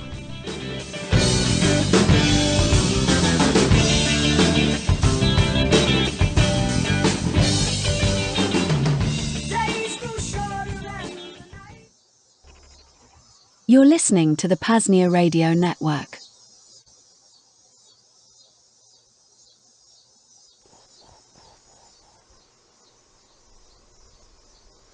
Okay, all right. After the 6 or 7 buttons, we are here. Yes, you are listening to the PAZNIA Radio Network. This is our Self-Liberation Saturday transmission, yeah, welcome. Hope hope you've been here since we started. I guess it would have been 4 p.m. It's been a long day so far. Cloak and Dagger kicked off at 4 p.m. Eastern, 3 p.m. Central. Yeah, if you're just joining us, we're glad you're here, hanging out with us nonetheless. Here in the digital second realm. Tonight we're streaming to YouTube, Odyssey, Rumble, and Zap.Stream. So if you're on Zap.Stream, feel free to shoot us some Bitcoin over Lightning. We certainly do appreciate that. Otherwise, I guess xmrchat.com/PAZNIA Radio to donate XMR, or throughout the stream you'll probably see some QR codes for Bitcoin and Monero. Certainly do appreciate any donations there. But since I know I'm speaking to some new folks, my name is Shane Rayo2, and I am the host here of the Vonu Podcast, coordinator of the Free Republic of PAZNIA, and programming coordinator of the PAZNIA Radio Network. And when PRN is live, if I'm not here front and center, I'm in the background ensuring things go smoothly. That sounds self-important, but for the most part, it's hanging out here in the studio, doing dabs and watching chats. And when it's not 100 degrees mid-afternoon, homestead work is a high possibility. Anyway, before I go on too much further, let me just double-check things here. I'll go ahead and start. Don't need to be sharing audio and video with you anymore, Shadrach. The music has stopped, but let me just double-checking everything here. We are still good. That's great. Last time I tried to do a Vonu Podcast live, it died about a minute in, inexplicably. But we're still rolling. We'll cross our fingers. Can you hear me okay? Yes, I can, Shadrach. Yes, I can. Right on, brother. Well, let me. I'll get. I got a little more of this introduction, then I will bring you in, brother. But glad audio is working, and video is as well. Since I'm speaking to some new folks. Well, yes, I already said that. But as I mentioned, Cloak and Dagger is one live show every Saturday. We've got Music Monday with Richard Dick Greaser, and starting this Monday, the 11th, Anarchy Radio with Phoenix Aurora. But I don't do much live stuff anymore, and there's not much live material vis-a-vis the Vonu Podcast. I'm thinking that will change, and we'll try to do a Vonu Podcast live 1 or 2 Saturdays a month. That means Cloak and Dagger will finish up around 6 p.m. Eastern, 5 p.m. Central, then a couple hours of PR&D programming, and then we jump back in here live for a couple hour stream to close out the evening. Sounds like a solid plan to me, and one we should get to tonight already. I'll stop talking in that regard. But yeah, back in April, the Free Wife and I attended a freedom festival called Midfest in Oklahoma. We chose to go there instead of the Midwest Peace Liberty Fest. Actually, I'm sorry, guys. I forgot one bad audio. I had my fan going in the background. Hopefully that wasn't too bad or too disruptive, but it's off now. Yeah, anyway, the Free Wife and I decided to go to Midfest over the Midwest Peace Liberty Fest this year. And while I did miss MPL Fest, this was a really good idea for a lot of reasons. But relevant to tonight, someone I got in contact with via Dick Greaser of the Bitcoin Bugle, Shadrach, happened to be in the area. Not only that, but his team came out for the weekend and spun up a mesh network in no time. Trying to remember back to some of the conversations, Shadrach and his team are working on a lot of cool things. One that's especially at the front of mind is Nextcloud over mesh networking. So meaning local video, audio, book streaming potentialities over mesh networks. Bitcoin Lightning transactions, which isn't new by any means, but I'm sure there's been a lot of progress in the 6 years or so since we've talked about it on the Vonu Podcast. And even a lot of networking within the hardcore Bitcoiner communities. Those Bitcoiners setting up citadels or other nodes similar to those you'll find here within the PAZNIA network. He also pointed something out to me that now seems to be a idea, that there's a necessary merging of the Departments of Transportation and Communication. And most importantly, we'll get to know a fellow self-liberator, someone out there doing real important shit in physical and digital space and time. I hear his colleague might join too, but we'll see. Last thing before bringing him in, we'll take your calls this evening here in about an hour, 9 p.m. Eastern, 8 p.m. Central. Thane Riddle actually talked about calling in. He's very big. He's got a crew of folks working on mesh networking there wherever he is. So hopefully we'll join in. You guys can connect. That would be a really, really swell thing. If you had to call in, just type PAZNIA.chat/PRN. Again, PAZNIA.chat/PRN into any web browser. Configure the audio and video settings for Jitsi, and we'll bring you in. Again, PAZNIA.chat/PRN is the link to call in. But yeah, without further ado, Shadrach, brother, welcome to the Vonu Podcast live here on the PAZNIA Radio Network. How are we doing?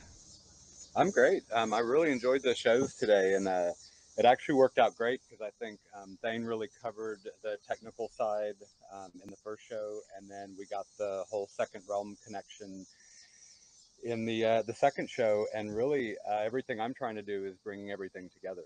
So just a quick my background, I'm Gen X. When I started in the internet, it was Vax VMX accounts that you would connect from home, dial into the university. The university was the node. The nodes connected to other universities, so you had some kind of inter-university communications. Usenet lived on the university computer. You could either connect to it and view the news groups remotely, or you could later on, you could download them. So that's kind of the second generation is when we started using personal computers and the internet. But what was interesting then is we had this really unique time period in the mid 90s. Web was just taking off. So people were putting hosted servers on T1s, and then you had people were owning their own servers. They were owning their own data. And then we were doing things like connecting the server at my house to the server at my friend's house using Free Swan and VPNs and stuff like that. So we kind of had created the perfect system by the end of the 90s. And right at the end of the 90s, we started getting mobile data. So I could connect a cell phone to my laptop and go sit at the lake. And I could log into all these resources because everything was configured for low data. And then once web and images and shopping online and stuff started happening, we started facing other problems. And that's kind of where the encryption piece started coming in. It's like, oh, well, now all this data is just flowing on the internet. We need to start encrypting it.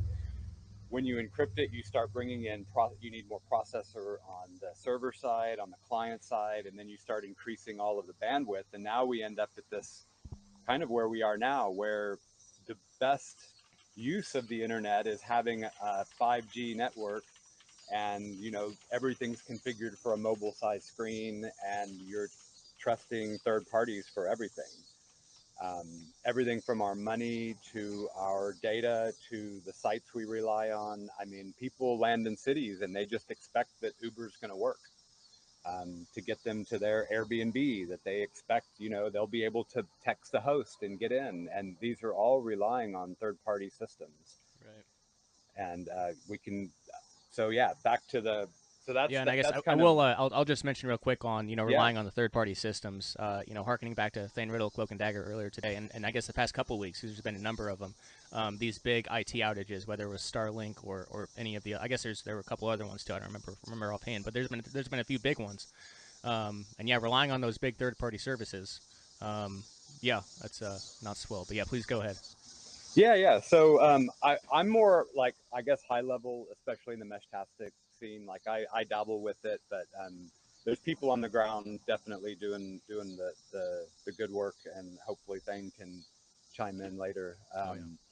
But kind of but back to what I was saying, like that it's that low data kind of thing. We need to start thinking, like a Bitcoin transaction is very small, a cashew eCash note can be very small, and then we can start adding compression to that and getting a little more useful. But like when you talk about like Nextcloud over Meshtastic, I mean, we definitely have a lot of work to do in those areas.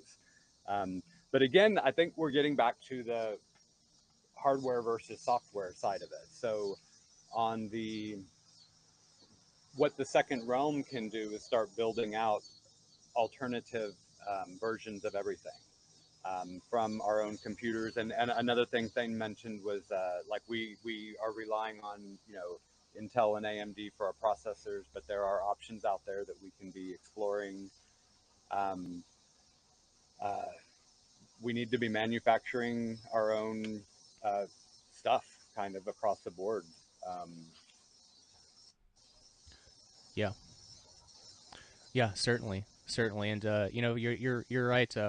I didn't experience much of the decentralized internet of the '90s. I've heard things about it, and I guess I've experienced IRC chats, which is kind of similar to kind of the I guess the '80s and the '90s maybe. And I experienced Skype when it was peer to peer, back when it was technically, I guess, kind of gray market, kind of agorist, kind of illegal. Because the big telecoms had monopolistic laws. And then Skype became okay because it got bought out, and it wasn't peer to peer anymore. It went through a third party central server. So and then I guess the Bitcoin one I love to mention is the VeerWalks, caching, going from Bitcoin to fiat and fiat to Bitcoin, and using kind of the virtual gaming currency loophole, where some of those digital gaming currencies would. They aren't digital currencies already, so Bitcoin had been there for a long time. So you could, trade very easily, and you can't really do that. It's definitely not as easy today. But I guess these things are all possible. But I guess I'm curious more to kind of, which I know it's obviously it's more important to talk about practical stuff. But I am curious, kind of what got you into these topics. You've been into computers and stuff, but what specifically drew you into kind of the second realm? Kind of the liberation and kind of the building freedom sort of side of things. Was there a catalyst? Was it like like for me, like 9/11 being a false flag was definitely a big catalyst for me. A lot of people have something like that. So I guess, was there something like that for you? Yeah, I probably had a bit of an inverse one. I was into the university objectivist groups in the early 90s at college. And I definitely had libertarian tendencies, and we did a walk for capitalism in Austin where I tried to give the CEO of Whole Foods an award, but he wouldn't accept it because he didn't want to come out as a capitalist. But really what happened with me is I had my first child, and she was a baby, and we were sitting on the TV watching the compound in Waco burn down. And I had already been in talks with friends about creating an intentional community like between Austin and Dallas. And that was kind of like, okay, I'm going to need a bigger tank, So I kind of went in, and that's kind of where I started focusing on, I would say, digital sovereignty. But that we tried different things with the Liberty Dollar and different kinds of alternate currencies, but really, the first realm is fiat, and if they've got you in your their clause. You've got a family. I mean, are you going to have your house repossessed because you spent 3 months in jail for standing up for your rights? I mean, we all kind of fall down there. Yeah, and I guess that's a really good segue to, I guess, the first thing. I know you're big into Bitcoin, and I am too. I've been been in it for a decade or so. Not necessarily as into the technical stuff like the self-hosting until the past few years or so. But Bitcoin's changed a lot. It's never been great on privacy. But always for me, there's only been one case where I've had one transaction that didn't go through, and it was one of those times people are complaining. It was, I guess, the block size, where it's probably around 2018 or 2019, whenever the hell that was. Mm-hmm. Bitcoin's changed a lot. What really, I guess it's been sliding downward. And one thing that gave me hope in the Bitcoin privacy realm was the folks at Samurai. Which I have a feeling it came out in the past week or two that they took plea deals, I guess, pleading guilty to the unlicensed money transmitter charge, and that's what I think too. Like I constantly have to go back to that because I covered a lot of the Patriot political prisoner cases from 2008 to when was it? Whenever the Malheur Wildlife Refuge standoff was 2016 or 2017. And there was one guy, Robert Beecher, who he was a felon, 20 years, when he was 18, he did something stupid, became a felon, and his daughter bought him a gun for his birthday because he was into guns, and they posted it on Facebook, and the feds, when it came, used that Facebook picture to try to charge him with, felon in possession of a firearm, and they were going to charge his daughter if he didn't just, plead guilty. So I kind of, what goes through my head in case like the Samurai case is I'm sure him and his wife have a joint bank account. I imagine they're on under a lot of coercion in a lot of areas, and we can't even imagine. But I'm curious with your experience and perspective, from when you got into Bitcoin and your perspective on it now in terms of freedom and liberation and privacy. Yeah. I actually got in with Monero. Nice. That just made the most sense from a privacy perspective. And then I got into commercial Bitcoin mining. Okay. And I was somewhere around there. I became a maximalist, I guess, philosophically or whatever. But really, what I've come around to, I think that was a really great that Midfest we went to, because seeing people pulling out the little gold dollars and people using cash and they knew of Bitcoin, but they were not interested, and that really opened my eyes to for this to work, for a real second realm, for us to make this work, we have to look at first realm is fiat, second realm is everything else. Things that we control, things that we can own, things that we can trade, things, and we have to get into credit as well. I mean, we can't have a smooth running second economy without basic ways of having lines of credit, having responsibility for, if I'm transporting something, I have to be responsible for it. But also I can't be fully responsible. So how do we put in these pieces that kind of smooth the transition of goods across the country? Yeah, certainly. So, I guess on that note, I mentioned in the introduction that's something we talked about at Midfest, that it makes perfect sense, and I can't remember who I was talking to about it, but it's like, well, yeah, of course, a lot of mainstream communications, networks are centered around highways or interstates, major areas of travel. Van nomadism is a critical part of liberation anyway, at least, or I guess Vonu, at least yes. pertaining to Vonu. So I guess the whatever it's hard to phrase these questions because I don't want to probe.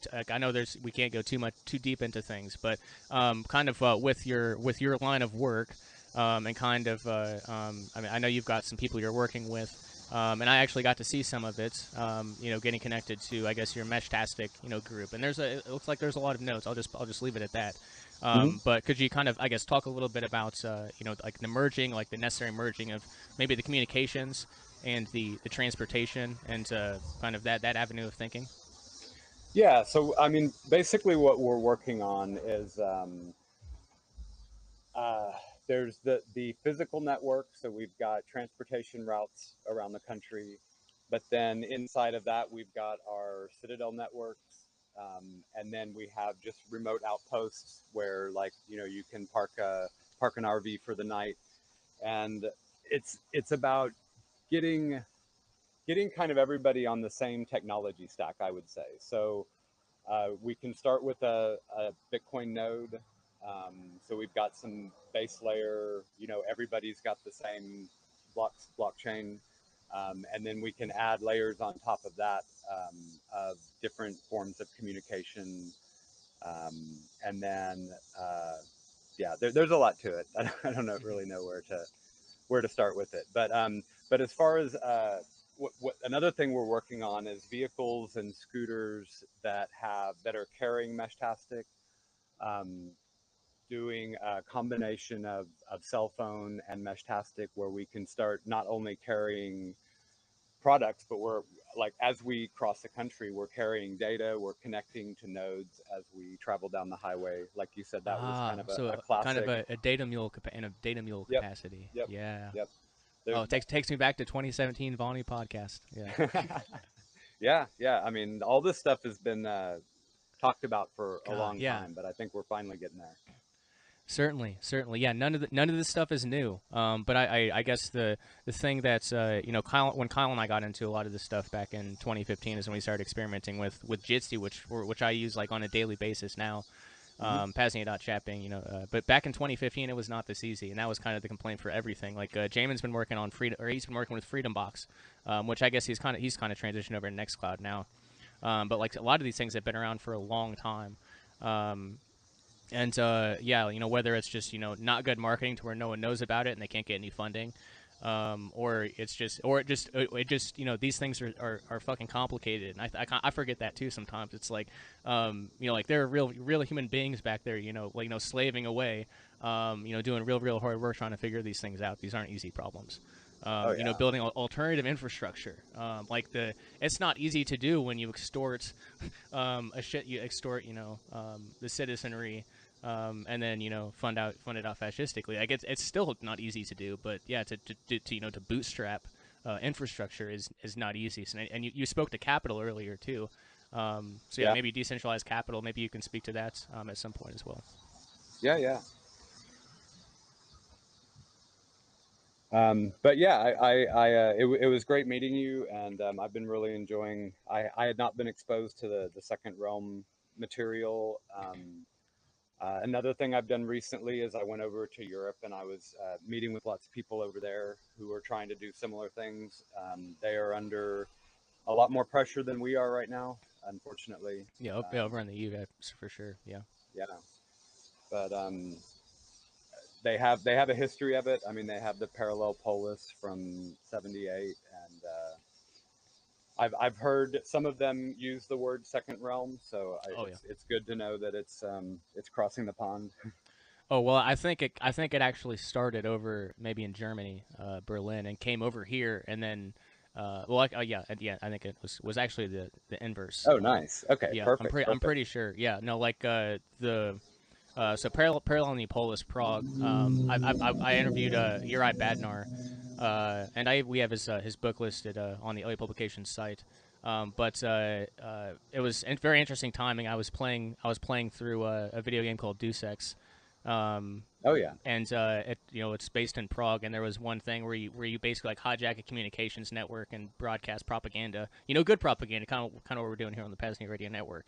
And apparently that was based on real life, and that was people that Uri was involved with, and I was like, holy shit, okay. So it's art imitating life. Is how that worked out.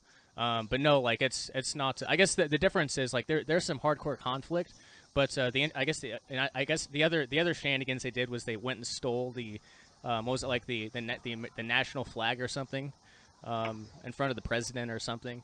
And like no one went to jail or anything. I was like, well, in that case, you'd probably get shot in the States. But but yeah, so like it's different. You know, there's advantages and disadvantages. But no, they're under some interesting pressures. But it's yielded results like Parallel Polis, where you have a truly parallel society where they only accept crypto for transactions, and doing a lot of other stuff too. But was there anything else you could share that? Because I'd like to get over there at some point. Parallel, I guess, what is it called, Hackers Congress? But it happens at the same time as Vonu Fest, so I'd have to reschedule Vonu Fest for 1 year and head over there. But is there anything you can share from your experiences over there in the EU second realms? Yeah, I would say the proxy systems, I've only kind of been learning about that after going over there, and we definitely need to work on that. And I liked who was mentioning import export. I think that was the second show. Building the like second series. Kind of figuring all that out. But they definitely have some good proxy systems.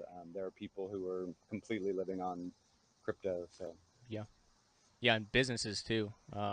Which it's very very interesting. It's inspiring. It's definitely inspiring. But I guess let's get back to kind of mentioning Thane Riddle. Cloak and Dagger happens every Saturday here, 4 p.m. Eastern, 3 p.m. Central, here on the PAZNIA Radio Network. But earlier today on Thane's show, he was going very very basic definitions, foundational principles of digital privacy and digital sovereignty and all those things, which I love because every episode that Kyle and I did, we usually spent a lot of time defining terms. So I guess if we could get in, a little bit into kind of basics on mesh networking. If the average freedom pioneer is or self-liberator is looking to get into mesh networking, what would you kind of suggest? Is there anything you guys are working on that you could point people to? Those sorts of things. Yeah, I think most of what we're working on is integrating them into more systems where they can be used. Because right now they're just you have your handheld device. And you connect it to a phone, and then those devices connect to each other. Then you have your outdoor kind of, they can hold and send messages. And then another thing, which I didn't realize, was basically BitChat is just Meshtastic over Bluetooth. So it's kind of all using the same code base. BitChat does that?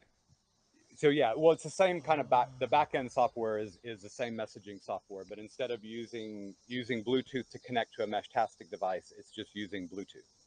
So you can connect to another Bluetooth device running BitChat. Okay. Yeah, so I tried to, because I was curious, so I was going to go do a little R&D, but I got kind of dismayed because it asked me for my phone number, and I wasn't quite sure why that was, so I just stopped. And I'll revisit it at some point. But I didn't know I was asking my phone number. It's kind of signal-esque. I mean, I don't know. Bluetooth doesn't require a phone number. I don't think that doesn't make sense. Yeah, I didn't get that on my. I've got a. So I'm glad I stopped because that was. I haven't tried it on my Android. That was via Aurora Store. Okay. So I guess just beware. If you're trying to do R&D on stuff like this and something shouldn't have something like that. Unfortunately the Android store and some alternatives. Even like DuckDuckGo promotes a lot of crypto scams. I would be careful. I remember when BitChat first came out, people were saying there were bad versions for download. So yeah, definitely watch out. Sketchy shit as always. It's a dangerous world. But yeah, I wish I had more. I mean, I've got. We can bring in some of my team if we want to talk about that more. Anytime. But again, the specifics. I'm more like, what do we need to be able to go from Austin to Nashville? Like what kind of hardware, and then what kind of financing would we have to do to get that deployed? And then getting all the hardware, figuring out what hardware is upgradable. So kind of the idea, if you can start with like a base node and you can plug in different devices to it, possibly Start9 or Start9 clone type of system. Yeah. I guess I'll say anytime your team wants to jump in, great. I'll mention anyone that's tuning in on YouTube, Rumble, Odyssey, or Zap.Stream. Please do feel free to give us a call. PAZNIA.com/PRN is the link to call in tonight. Again, PAZNIA.com/PRN. It'll bring you into our self-hosted, quote unquote self-hosted Jitsi chat. Yeah, you just got to configure the audio and video settings, and you can hop in and chat with us. But I guess one question, because I know this is something discussed, and I'm very, very, very curious about this. Because it brings together a lot of avenues of avenues we've talked about on the Vonu podcast, where you have like 3D printing. You could 3D print like a weatherproof case for a Meshtastic node that's powered by a super cheap. It requires very little power to transmit the data that it's transmitting. So like a small solar panel, and you could I don't know how long it would last without maintenance. I don't know how flawless the tech is at this point. But you find if you can get them manufactured for like $50 a piece, and as you're saying, which I think it's very valuable to have folks like you who may not be who may not who not just be able to think about what will be necessary, but how to actually acquire the financing to bring it to fruition. And we don't have that much, we don't have that much funds for via the PAZNIA general funds. But that's something that's I would love to. There's a guy in the Simplex chat. Listener Cloak and Dagger, and he's going super deep into a lot of this stuff. And I was like, we don't have a lot of funds, but hey, if we can help with R&D, with PAZNIA, PAZNIA funds, let us know. Because I think it's so valuable to. I don't know what the range is on some of these things, but line of sight, if you could get, if it's 5 or 10 miles, and you could string, a couple dozen of these, across, like a main line of transportation, across, interstates, which I think might already be happening, to a certain extent, maybe. And then, it's creating, first off, the alternative communications networks, which are super important now. Because it's great to have Simplex and avenues like that, but what do they rely upon? Well, cellular networks and the internet.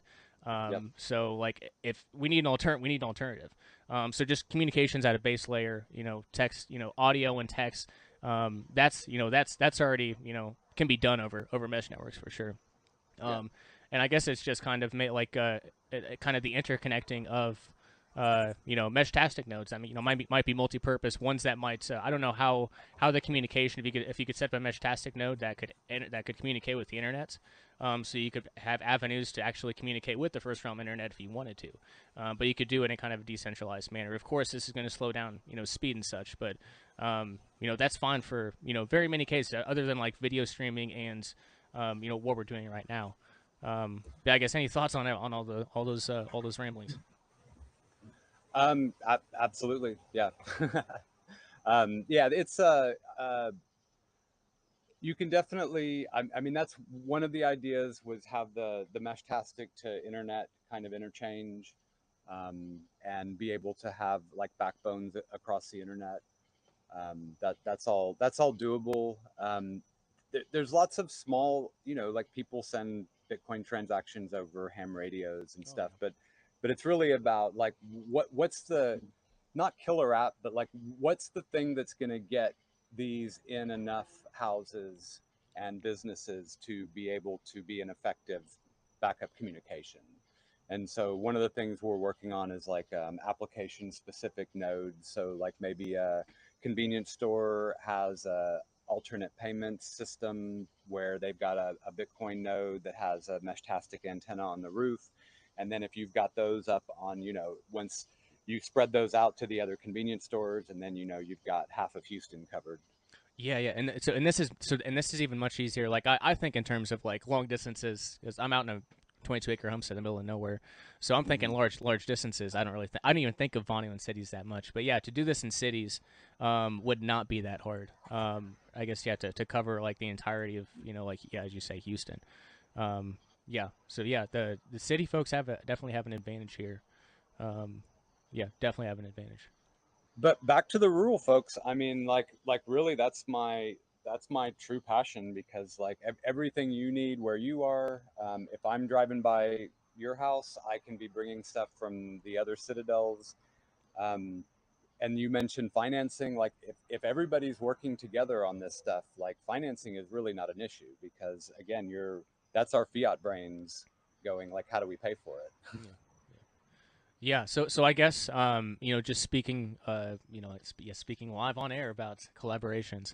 I guess what we need to talk about more, probably in private, is trying to connect the citadels versus the PAZNIA nodes per se. And find ways, if there's already again, like communications and logistics networks, we need to merge as much as we can, as safely as we can, and then we need to start building bigger, faster. So that's definitely one thing of action.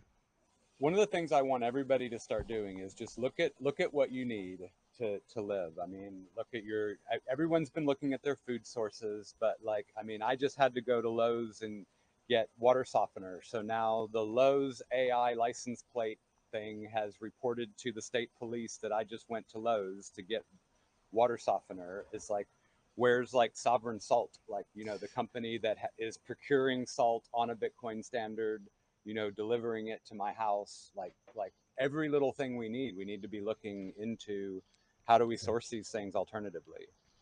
Yeah. Certainly, and sounds like someone might have just dropped in. Jitsi here. Caller, welcome to the PAZNIA Radio Network. Looks like you're unmuted. Welcome. Hey, how's it going? How's it going? Who do we got? Obviously, CNM's welcome, but what can we call you? Well, this is Thane Riddle. Oh, Thane Riddle. Okay, hey. Welcome, Thane. Yeah, I was hosting a show on here earlier. I think that you said the call-in URL wrong. Maybe I think you might have said PAZNIA.com/PRN. Okay. No, it's PAZNIA. No, did you say it right? Yeah, it was right. I wasn't sure if it was the right one or not either. Well, yeah, PAZNIA.chat/PRN. Perfect. Okay. Well, I appreciate the attention to detail is important there, because if you will go into a website or a page that does not exist, or a random Jitsi room, and it's not fun to be in a Jitsi room by yourself. I've been there before. But anyway, Thane, it's good to have you. I know you were talking about some mesh networking stuff today, and we're going to continue, 4 hours later, because this is what us autistic nerds do, is just talk about mesh networks for hours on end. So we'll continue doing it. What are your? I guess I don't know how if you've been tuning in, but any thoughts on the broadcast so far? Any questions?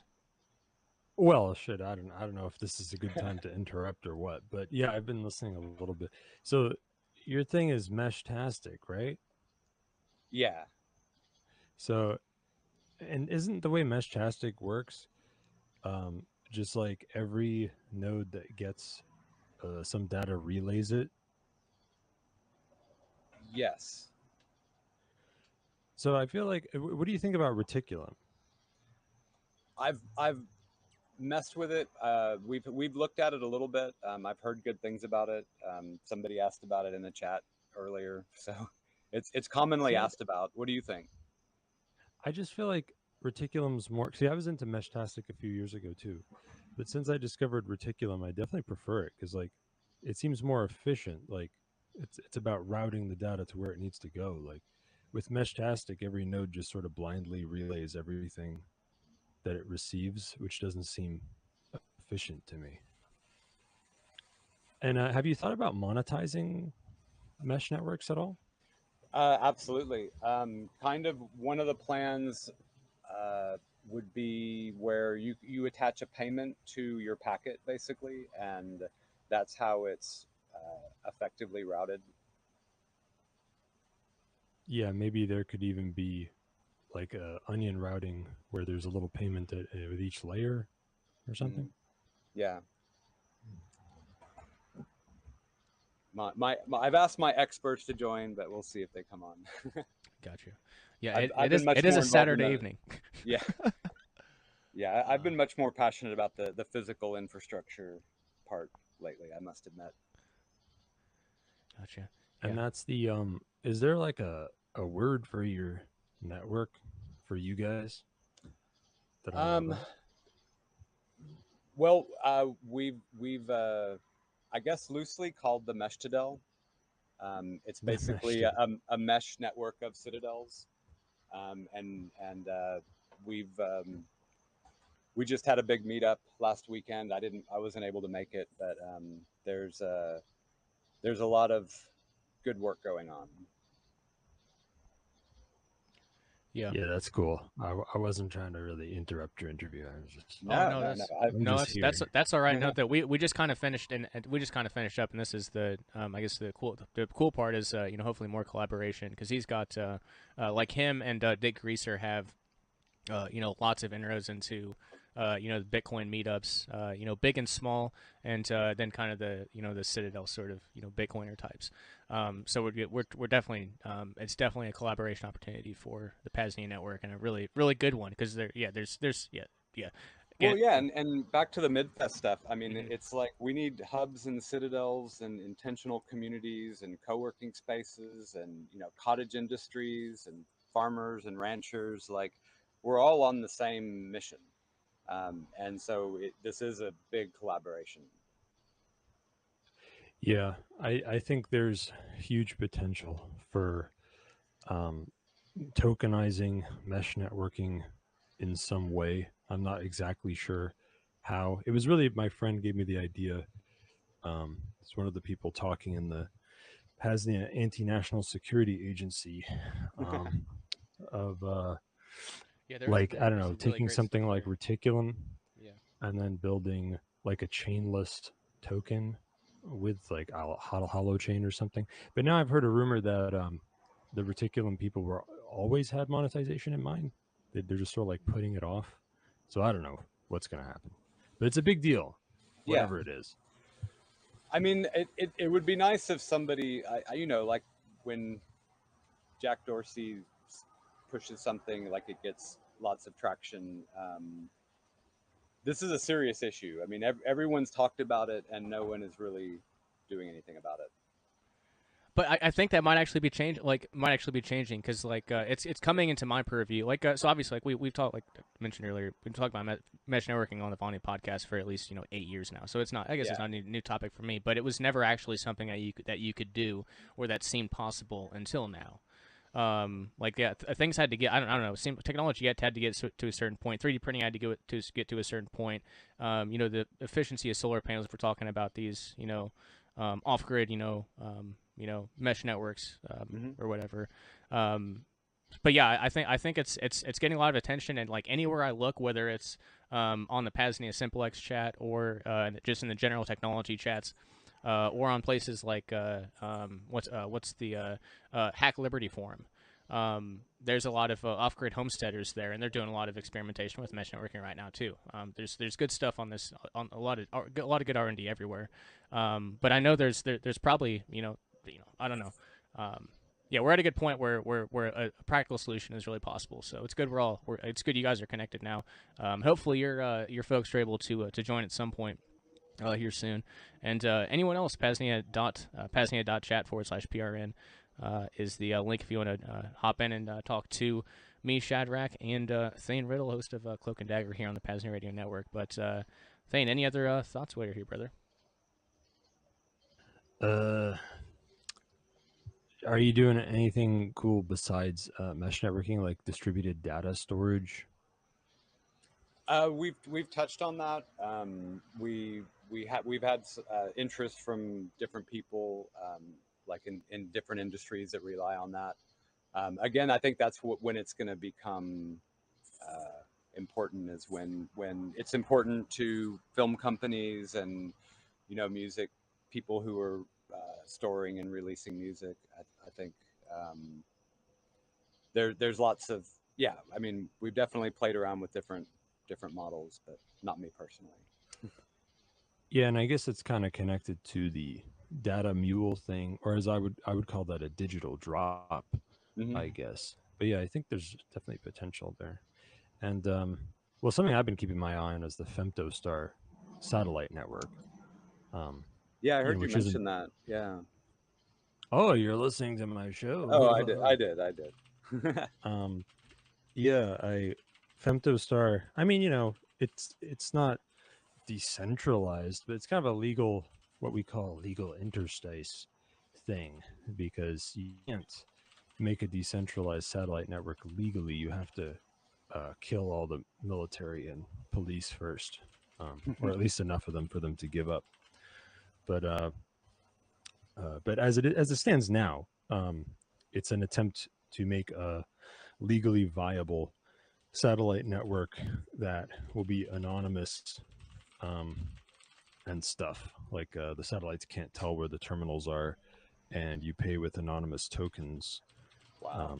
So it was actually created by it was actually created by mesh networking people, mesh networking developers and stuff who got kind of, tired of trying to make a mesh network that scales to cover the planet. They wanted to skip to the good stuff. So they came up with something that's not a mesh network project, but it could support mesh networks and help them connect to each other. Very good. Gotcha. Yeah. So I guess I'm curious myself, because I'm really big into the something Gary Hunt brought up, probably a decade ago. But what was it called? Dual layer encryption, where so even if something like PGP is broke, which I don't think it is, but even if it is, if you do, if you write your message and then you use it, and then you physically encrypt it, like not using digital encryption, and then you run that encryption, via PGP, then you've got extra layer of security. I'm wondering with mesh networking, and this might be a silly question, but I like the idea of merging high tech with low tech.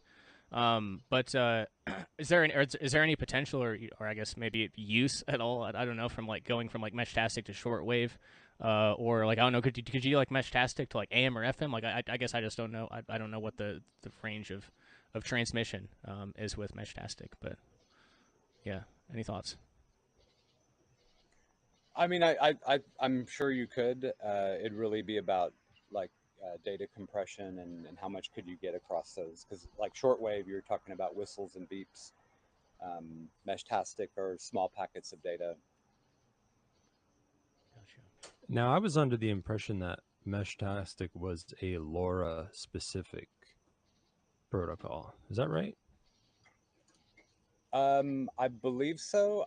I mean, there's the Meshtastic software, and then there's LoRa devices. And as you know, the reticulum, a LoRa device could be reticulum or Meshtastic.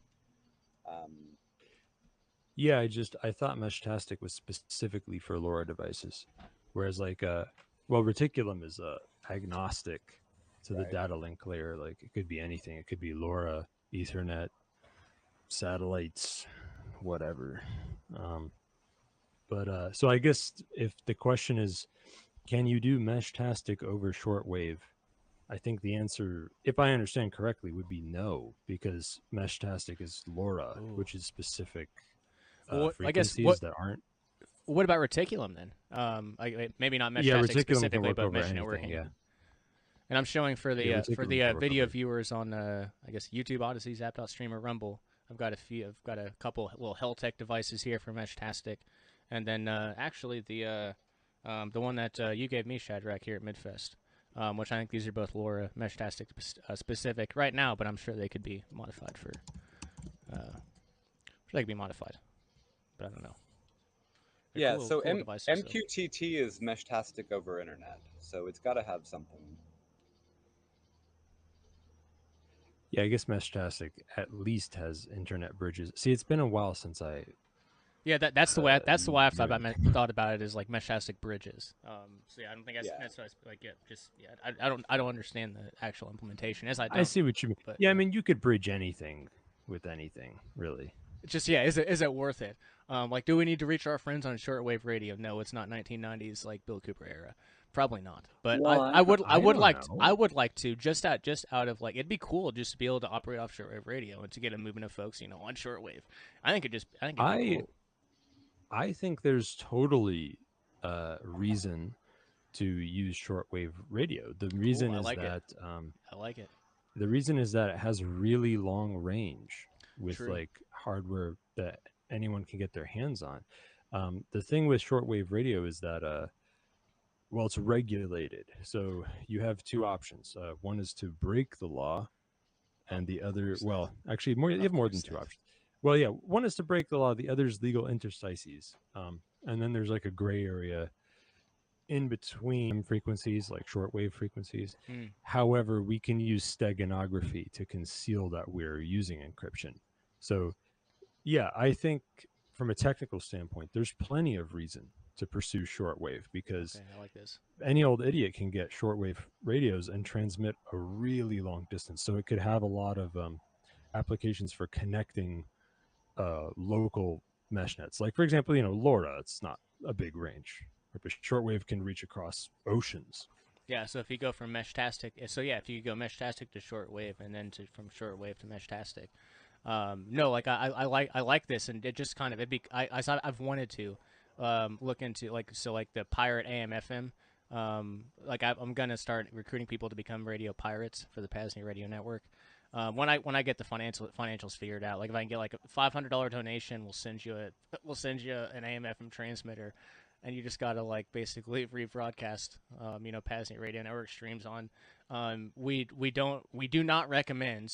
There are ways to find frequencies that are not used in your area. We do not recommend or advise people use other frequencies. But hopefully we're trying to come up with a plan for AM/FM, pirate radio stations, transmitting this all over the world. But the idea of doing that via shortwave is even nicer. So I'm even thinking about, like, my mind's racing now to, like, I wonder if there are Meshtastic mesh networks to shortwave, sort of like PAZNIA radio network opportunities here too. There's definitely some crossover, and we've got a lot of guys have gotten their licenses, ham licenses, and are interested in ham licenses. So I love the initiative. Yeah. Oh, there's so many potentialities. That's what I'm really good at, whether it's mesh networks or like buying decommissioned aircraft carriers. There's lots of good ideas, but implementation is what's important. And I think we're at a point where this is actually kind of possible, not just possible, but a reality. Oh gosh, where do we go from here? I guess it's Pirate radio is way more realistic than aircraft carriers. That's for sure. No, that's no shit. Yeah. Again, no, that is definitely true. Unless we can find someone that's connected and can find us one of those dollar menu special. You need like $1 billion carriers. in crude oil or something to move. Well, that's one. that's probably not. That was back in my pre-breakthrough energy days. It's like, no, of course not using fucking jet fuel. Like, I'm sure that might be like a backup, but like, no, they're using like nuclear power, or that's what they say they're using, nuclear power, but they're using like some crazy shit probably. And that's why you got to be connected. We got to find someone connected that can get us one of those dollar menu aircraft carrier deals, and then we're good. Well, to be fair, the Eagle Research electrolyzer fuel saver thing could reduce the fuel cost by quite a lot. Oh god! God, yeah. What is that? Well, there's these it's that, or just the 1920s Mercedes, or the ones that they're patents for, that kind of the fuel saver kits. Basically the same thing. It's been around for a long time. But go ahead. Go ahead. Nate. Well, basically, you can use electrolysis to, if you have lye or some other really basic chemical, you can turn water into hydrogen and oxygen gas using electrolysis. And if you add that into the engine, when a combustion engine is going, you can reduce, you can get more power for the same amount of fuel. At least like 20 or 25%. Increased sometimes. Well, that's for gas. That's for gas. For diesel, it's up to 50. Yeah. And for, I think some of these ships propane, it's use like 40 or 50% too. So I wonder what it is for ships. No, I think propane's less. Isn't Propane's propane less. like 10? But for some of these ships use an even longer chain hydrocarbon than diesel, which has even more savings potentially. I think like maybe 75% or something ridiculous like that. Interesting, but no one's done it though. It's theoretical. Yeah, certainly. Looks like someone else dropped here into the Jitsi chat. We've had 2 callers tonight. Yeah, on that's the very first Vonu Podcast Live. Thane, we're already beating you, and you're one of the callers on this show. Yeah, that's Polycarp. I don't that's count. One of our guys in Austin. We have an amazing. We're actually doing fuel studies there too. Hell yeah. Well, so I affiliate, and I've had George Wiseman on the Vonu Podcast a couple times. I help sell his aqua cures. There's one behind me up there, and that he kind of started with technology on cars back in the 80s or 90s. But yeah, his he doesn't necessarily sell the kit anymore. But yeah, for like basically it's like for $100, $200 you can do this. And the tutorial video, he has his like 14-year-old granddaughter do every step but one step which requires soldering. So he was trying to show you like, yeah, this is not hard to do, like Wow. like to that level. And yeah, it's $100-$200 and cost. It might be up to 200 now with the cost of materials going up, but even then the savings are remarkable. And it seems remarkably simple. Sometime we'll do one here at PAZNIA. Just haven't gotten around to it yet. Awesome. Yeah. Well, I got Polycarp on. Yeah, He's Polycarp. the Yeah. head of our Austin Citadel. If you want to go into some stuff that we're doing with Meshtastic and nodes and. Yeah, absolutely. Hey guys, Yeah. great to be here. Welcome, Thanks brother. for having me on. And so yeah, we can you guys hear me okay? Yeah. Okay, good. Yeah, we are experimenting with Meshtastic, Bitcoin nodes, BitChat. There's a lot of really exciting stuff out there, and we definitely would like to explore more the idea of running servers and networking equipment off of biofuels. That's like a big focus of ours. So it's really cool that you guys are talking about this. It seems like we're all thinking similar things right about now. Oh, yeah, it's all about the hydrocarbons. Yeah, for sure. Yeah, And they're everywhere. Yeah, yeah, nanotubes with the charcoal as well. I mean, there's so many amazing technologies coming out of renewable alternative resources, and so lots to explore there, especially with Bitcoin mining and what the future of that looks like when we can make our own energy from things that grow out of the ground around us. That's a big focus for us as well. Yeah. Did these guys know about Sky's? I was just gonna bring that up. Yeah, I was just gonna bring that up. So there's a guy I've interviewed a couple of times. His name's Sky Huddleston. He is a well, I guess he's probably 31 now. But last time I talked to him, interviewed him, he was like this 30-year-old, just super high powered autistic, but just like a genius. And he's already got his commercial business now is Liberator Rocket Heater, which touts like 99.5% efficiency, better than SpaceX. Yeah, he make sure to mention that. But the Liberator Rocket Heater venture, and you can get one now. Those are available. They have been for a year or two. Eventually, when the R&D time is, time and finances are there, he's going to be working on a Tesla turbine that can attach to that super efficient rocket heater, to where you can power your off-grid home with the same thing you use to heat it and to cook your food maybe or whatever. But I guess one of his other main projects is there's in the 1920s, I guess there was something developed called the Bork engine, and it kind of sounds like it kind of sounds like the engine turns things into supercritical form, and then burns them. And it's like 5 minutes to take the entire thing apart and to put it together. And Sky made a couple modifications to it that have made it even more efficient. But it's you can burn anything in it, whether it's like charcoal slurries, whether it's vegetable oil, like anything you can harvest hydrocarbons out of, which is anything. It can burn it. It's super efficient. And again, like it takes 5 minutes to put together and take apart with like one tool. And this guy, 31-year-old probably now, Sky Huddleston, and he every single year he says he's gonna come to Vonu Fest, but something always comes up, and because he's always focused on all this sort of shit. Like he has forsworn the female race, and he is purely committed to reading books on like metallurgy and stuff. So yes, thank goodness for folks like Sky, truly. Incredible. I really see a movement towards sovereignty, not just with our data, but also with our energy and our food. It's all one holistic sovereign stance, right? It's not like, you can't be sovereign if you're depending on someone else for your energy and someone else is holding your data. There's just no way. And so that Bitcoiner ethos of being sovereign in every area of your life, I just love that Bitcoiners are really pushing that forward. Yeah. Yeah, and I'm curious. So, like along that same Bork engine line, he talked about he's starting with he knows better than target the automotives, cars first. People like Alex Stanley Meyer end up getting suicided, so he's going to go for small engines like lawnmowers and stuff first. But he talked about on one of the podcasts that we conducted with him. Basically, like with the cost of these things and like the power they can generate, you could put one in your car and you wouldn't be talking about plugging, like the model now is plugging your car into your house to power it. Well, with the Bork engine, you would plug your house into your car to power the house. And to scaling that up, it would make like the energy's equivalents of a small nuclear power plant available to like the individual.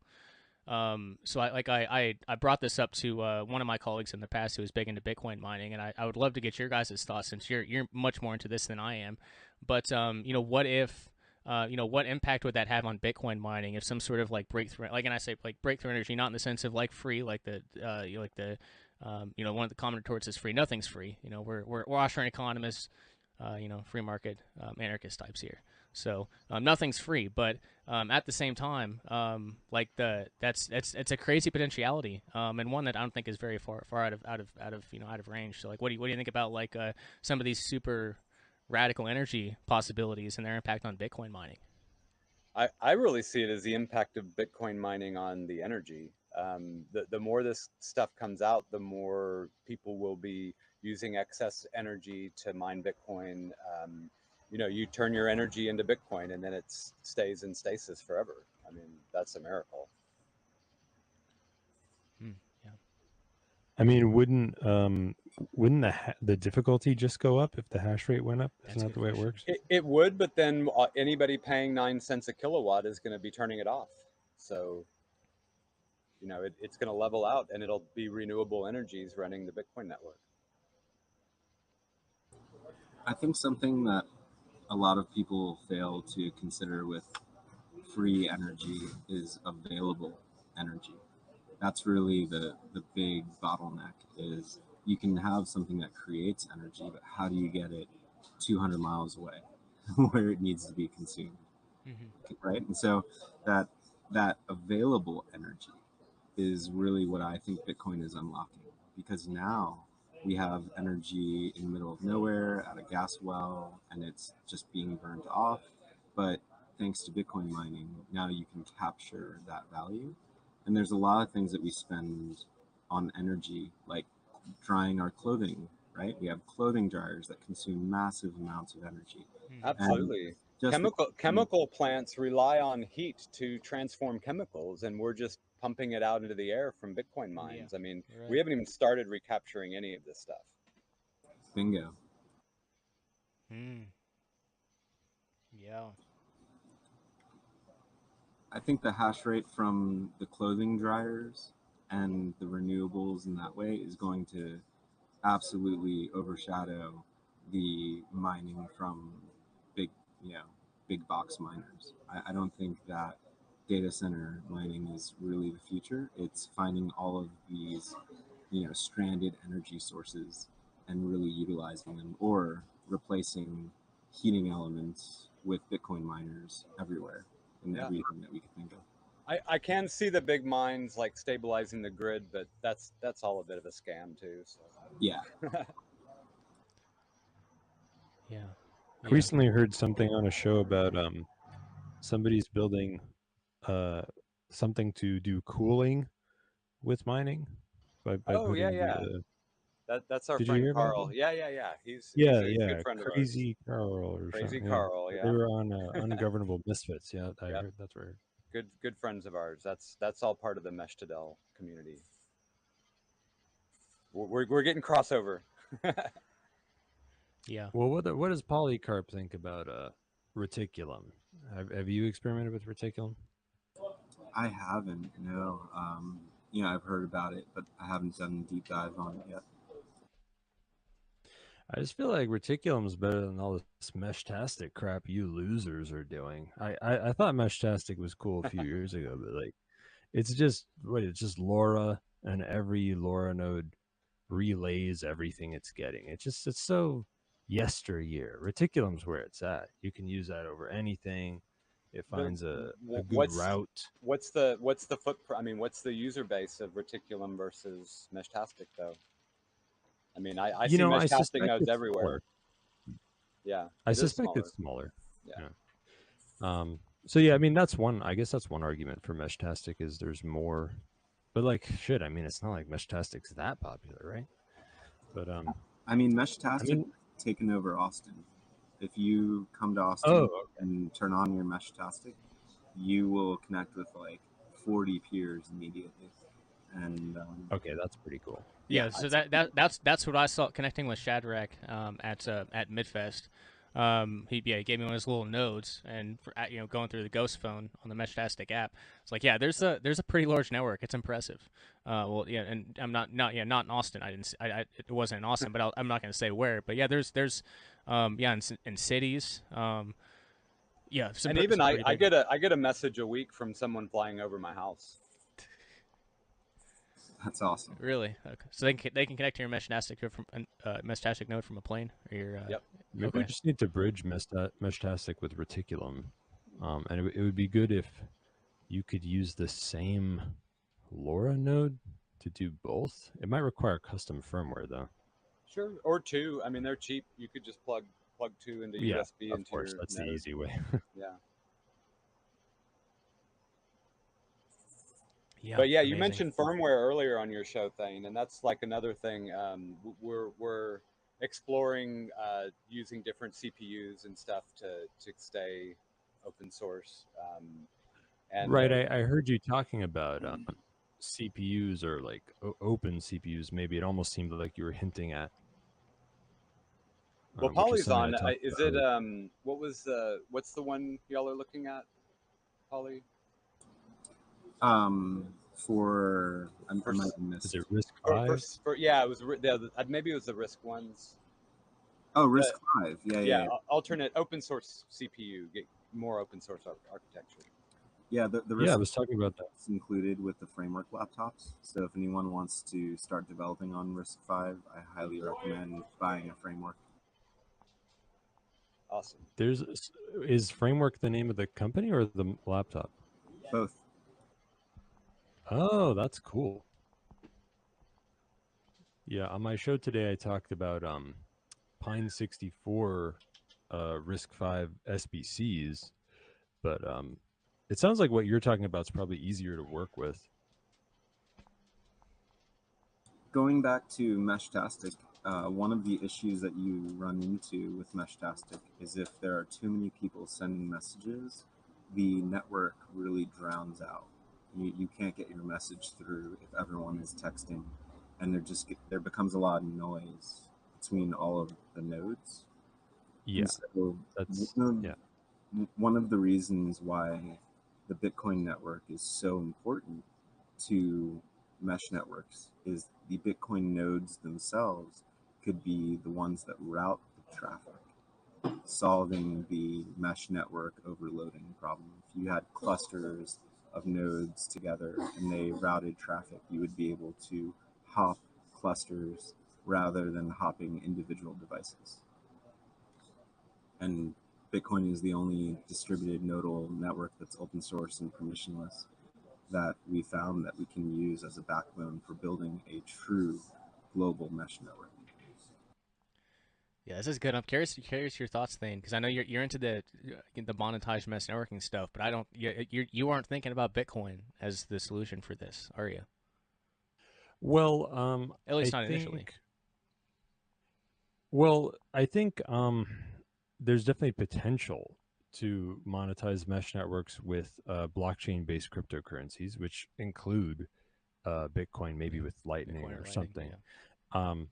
It's just that, to me, what I'm really interested in is making a chainless token for a mesh network, so that way you could bootstrap it from nothing, like without the presumption of an existing internet connection. I think that's where Cashew and eCash come in, because those can be routed around without the base chain being there. They just have to be redeemable upon delivery. Yeah, Is that like I don't know much. Don't know. Is that like a blockchain project, but you can do stuff off chain and it just goes to the chain later or something? It's like Fed. It's the Fed. It's was it? Oh God. Fedimint? Fedimint yeah. is one implementation, yeah. But now you can just anybody can run a cashew mint and issue tokens.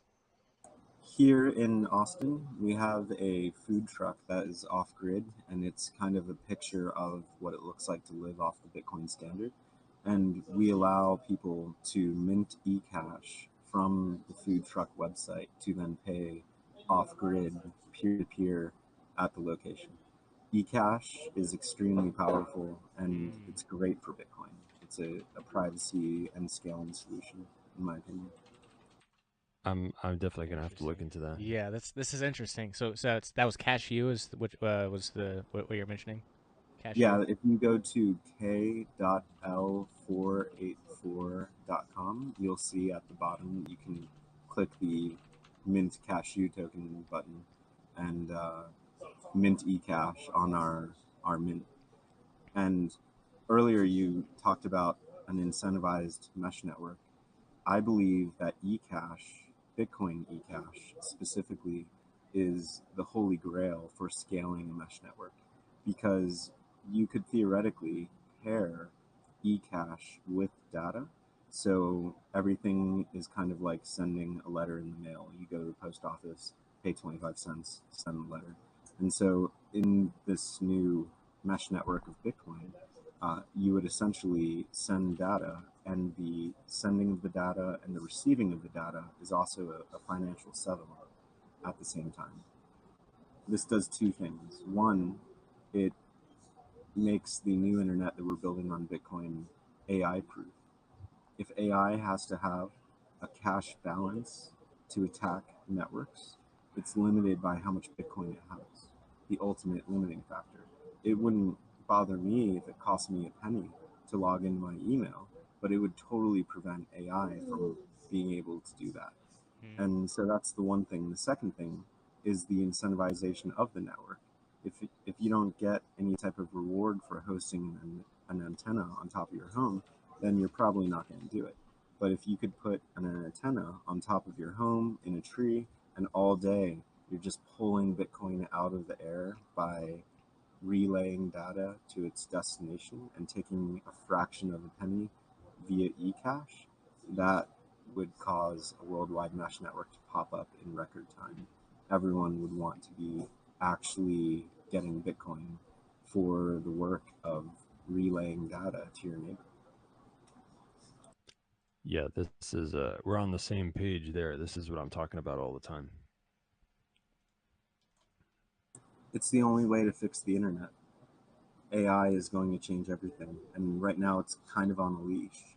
Once it gets out of control, or once cyber warfare takes off, a decentralized internet with no central point of failure is the only way forward. There's not really another option. Sorry for all the noise. Yeah. Busy street. Oh, that's all right. No, and I guess Shadrach and I were talking about this before. Like, we're not just talking about like a decentralized internet here. We're talking about like the base things like just communications, or like the entire world is connect. Like if the interconnectedness is turned off overnight or in a moment, everything is dependent upon it. So the time to start building alternatives was like a decade ago, but today and tomorrow are the next best steps, or the next best time. So, yeah. Right. Well, I mean, about the doomsaying tinfoil hat thing that I do on my show, where I say there's going to be a worldwide cyber pandemic hoax, and that's why there's all these IT outages, because they're testing kill switches. That's my going theory. Anyway, since they had been planning it right out in the open with cyber pandemic war games, and the WEF is saying this is going to happen, so it seems kind of obvious to me. Yeah, the Starlink one recently was because Starlink has it's never failed before. Like the satellite internet we had out here before failed all the time, but Starlink never failed, and then it did, and it just didn't work. And I reset the entire Starlink router and all that, but yeah, it was not that. It was Starlink was down. Not only for the satellite internet customers and rural parts of the United States, it was like the entire world was without internet, or I guess entire parts of the world, not the entire world. But yeah, you guys know what I'm talking about. Yeah. Cool. Well, thanks for doing this. I'm glad you got on, Thane. This is a really good discussion. Yeah, and Paulie too. Yeah, this is great. This is truly great. Yeah, I had a really great. Thank you so much. Yeah, so I guess we'll begin to close out here. It's been about an hour and 15, and we have been going. The stream has been going for over 6 hours today. But anyway, Shadrach, I know at some point you want to get out here to Veritas. So I guess might we see you out here at Vonu Fest this year, September 22nd to 29th, and I would go ahead and say, anyone that you trust and work with is vetted too. So Paulie, you or anyone else on your team that you would vouch for, is welcome out too. It's gonna be a lot of fun for a lot of regards. But Paulie, step in, brother. Yeah, we would love to have a presence there. Thanks so much for the invitation. Definitely will make an effort to be there. Cheers. Shadrach, what about you, brother? I guess that he kind of gave an answer for both of you, it sounds like, but that's perfect. The only thing, there's the Kansas Folk Festival, I think might be slightly overlapping, but I will go look at my calendar right now. That's awesome. I'll definitely at least be at the end of it. Right on. Yeah, and most people only come for the weekend, which I guess would be the 25th through, or I guess 26th through 28th or whatever. 29th Monday. So perfect. So yeah, the weekends when most stuff happens. Just we have a lot of nomads, and a lot of them work on their own schedules, so they can stay for a week or two, and we make it a week-long event. I love it. So would love to have both of y'all out there. So I guess we'll leave it there for this evening. Shadrach, thanks for coming on. Paulie, much appreciate your insights and a lot of the overlapping stuff we've been talking about and how Bitcoin can make that possible. Because I've been kind of black-pilled on Bitcoin and pertaining to the privacy area, but it sounds like you're inspired and working on truly liberating things using Bitcoin. So that makes me happy. Thank you so much for calling in, brother. It was great to have you a part of it. Do you want to? I can do it, but if you're still here, I don't think you've dropped off. But you can tell people where they can listen to your show and find you. Oh yeah, I have a show here on the PAZNIA radio network called Cloak Dagger. That's about like privacy and security and shit like that, and building the second realm. And it's on Saturdays, 1 p.m. Pacific, 4 p.m. Eastern. Yep. Is that right? Yep, correct. And you guys should come into the PAZNIA anti-national security chat or something. Talk about mesh networking. Simplex chat, yeah. Yeah. Awesome, definitely. Also, if you guys are ever in Austin, we have our Austin lab 484, and we would love to have you guys here, check it out, and meet the team. Hell yeah. Oh yeah. Austin's, getting out to Prague is probably going to be difficult, but Austin is possible. I lived there for a couple months. So yeah, I mean, I might take y'all up on that. Shadrach shared a little bit about it, and I got to get out I got to get out more. And thankfully, the Free Elf and I are talking about getting a small camper. To pull around to Mobile Starlink. She works remote, so as long as we have an internet connection, a place to lay our heads without having to deal with tents. We're kind of sick of dealing with tents. Mobile Starlink, we're good to go. So we're gonna start hitting the road more, hopefully the next year or two, and we'll make that part of it. But gentlemen, I wonn't keep you any longer. Thank you so much for coming on. I will go ahead and close out this Jitsi chat and do the conclusion. But thanks again, guys. I will catch up with all you guys here later on. All right, now for the rest of you, the listening or viewing audience on YouTube, Odyssey, Zap.stream, or Rumble. Thank you so much for tuning in to this Vonu Podcast Live episode here on the PAZNIA Radio Network. I guess just to close out real quick, tomorrow I'm going to try to, which I think it's certainly possible. It should only take a half hour or so to get it finalized. But I'm going to try to get the Anarchist Abolitionist audiobook, or I guess the audiobook stream ready to go to start at noon Eastern, 11 a.m. Central tomorrow. This is Ben Stone's book, Anarchist Abolitionists, A Bad Quaker's Journey. The audiobook premiere is scheduled for tomorrow, Sunday, August 10th. At hopefully noon Eastern, 11 a.m. Central. It'll be about 8-hour stream.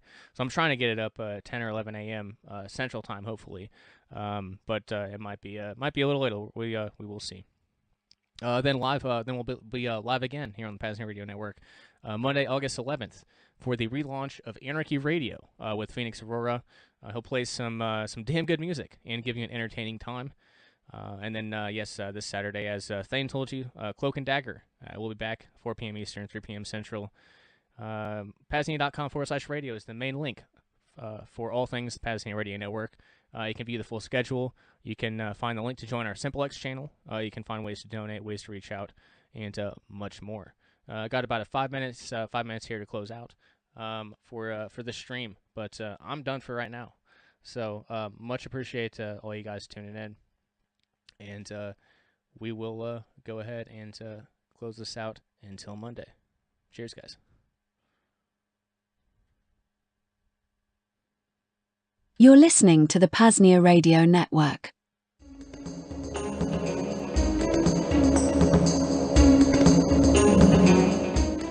Vonu means relative physical invulnerability to coercion. Vonu is a contraction of voluntary and not vulnerable. Vonu is somewhat like freedom or security, but those words mean many different things to different people. Rather than argue about what those words ought to mean, I speak of Vonu. Coercion includes murder, mayhem, slavery, robbery, rape, extortion, pollution, any physical interference with peaceful activities of another, whether by individuals or organizations. Coercion, especially institutionalized forms such as war, regimentations, and taxes, is one of the major problems of mankind. Practically all past attempts at solution have been top-down efforts to change society as a whole. Since the days of Babylon, there have been countless attempts to reform governments, take over governments, destroy governments, and manipulate public opinion. At most, such efforts bring temporary relief. Usually they have little effect. Often, they make matters worse. Vonu Life represents a different approach to the problem. Vonu Life does not waste space scolding government officials or proclaiming how society ought to be. Vonu Life speaks to you as an individual or small group and suggests ways you can avoid exploiting and being exploited. As you reduce the vulnerability, not only do you help yourself, indirectly you also help others by decreasing support of criminal institutions. Vonu is not necessarily only a few. Vonu will expand as there are more people willing to do. A Vonuan is a person who has achieved relative invulnerability to coercion. There are many kinds. Some live in the wilderness, where outsiders rarely go. Others live under the earth. Others move from place to place, living in vans, campers, buses, boats, or tents. Some have been Vonu for ages, people such as gypsies, mountain men, hobos, Seminoles. Others are recent refugees from the dying cities. This issue describes some of the equipment and techniques used. In future issues, I hope you will add your knowledge to what is in here. Vonu Life. How to live and let live, out of sight and minds of those unwilling to let live, by people who are doing it. To order your paperback copy today, just visit libertyunderattack.com/Vonu Life. Again, libertyunderattack.com/Vonu Life. Or to download this publication for free, visit vonupodcast.com/VL.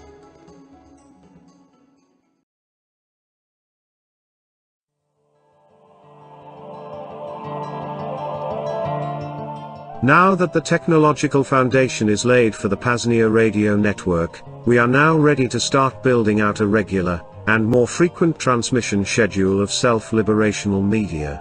Do you want to host your own show on the PAZNIA radio network? Do you already have a show or podcast that you would like premiered or replayed during our transmissions? Something else? Reach out to Coordinator Rayo to discuss details. Email coordinator@paznia.com. Again, coordinator@paznia.com. See you in the second realm.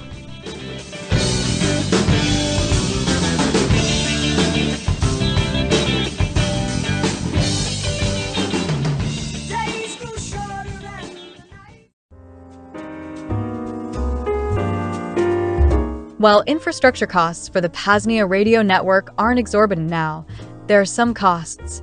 It will also increasingly demand more time as we move towards longer transmissions and more transmissions.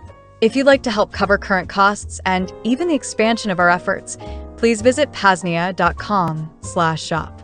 There, you can make a one-time fiat, Bitcoin, or Monero donation. You can become a stakeholder, and you can even order some one-of-a-kind PAZNIA merch, ranging from shirts to hats to flags, all the way to beach towels. Again, that link at PAZNIA.com/shop. Cheers from the Free Republic.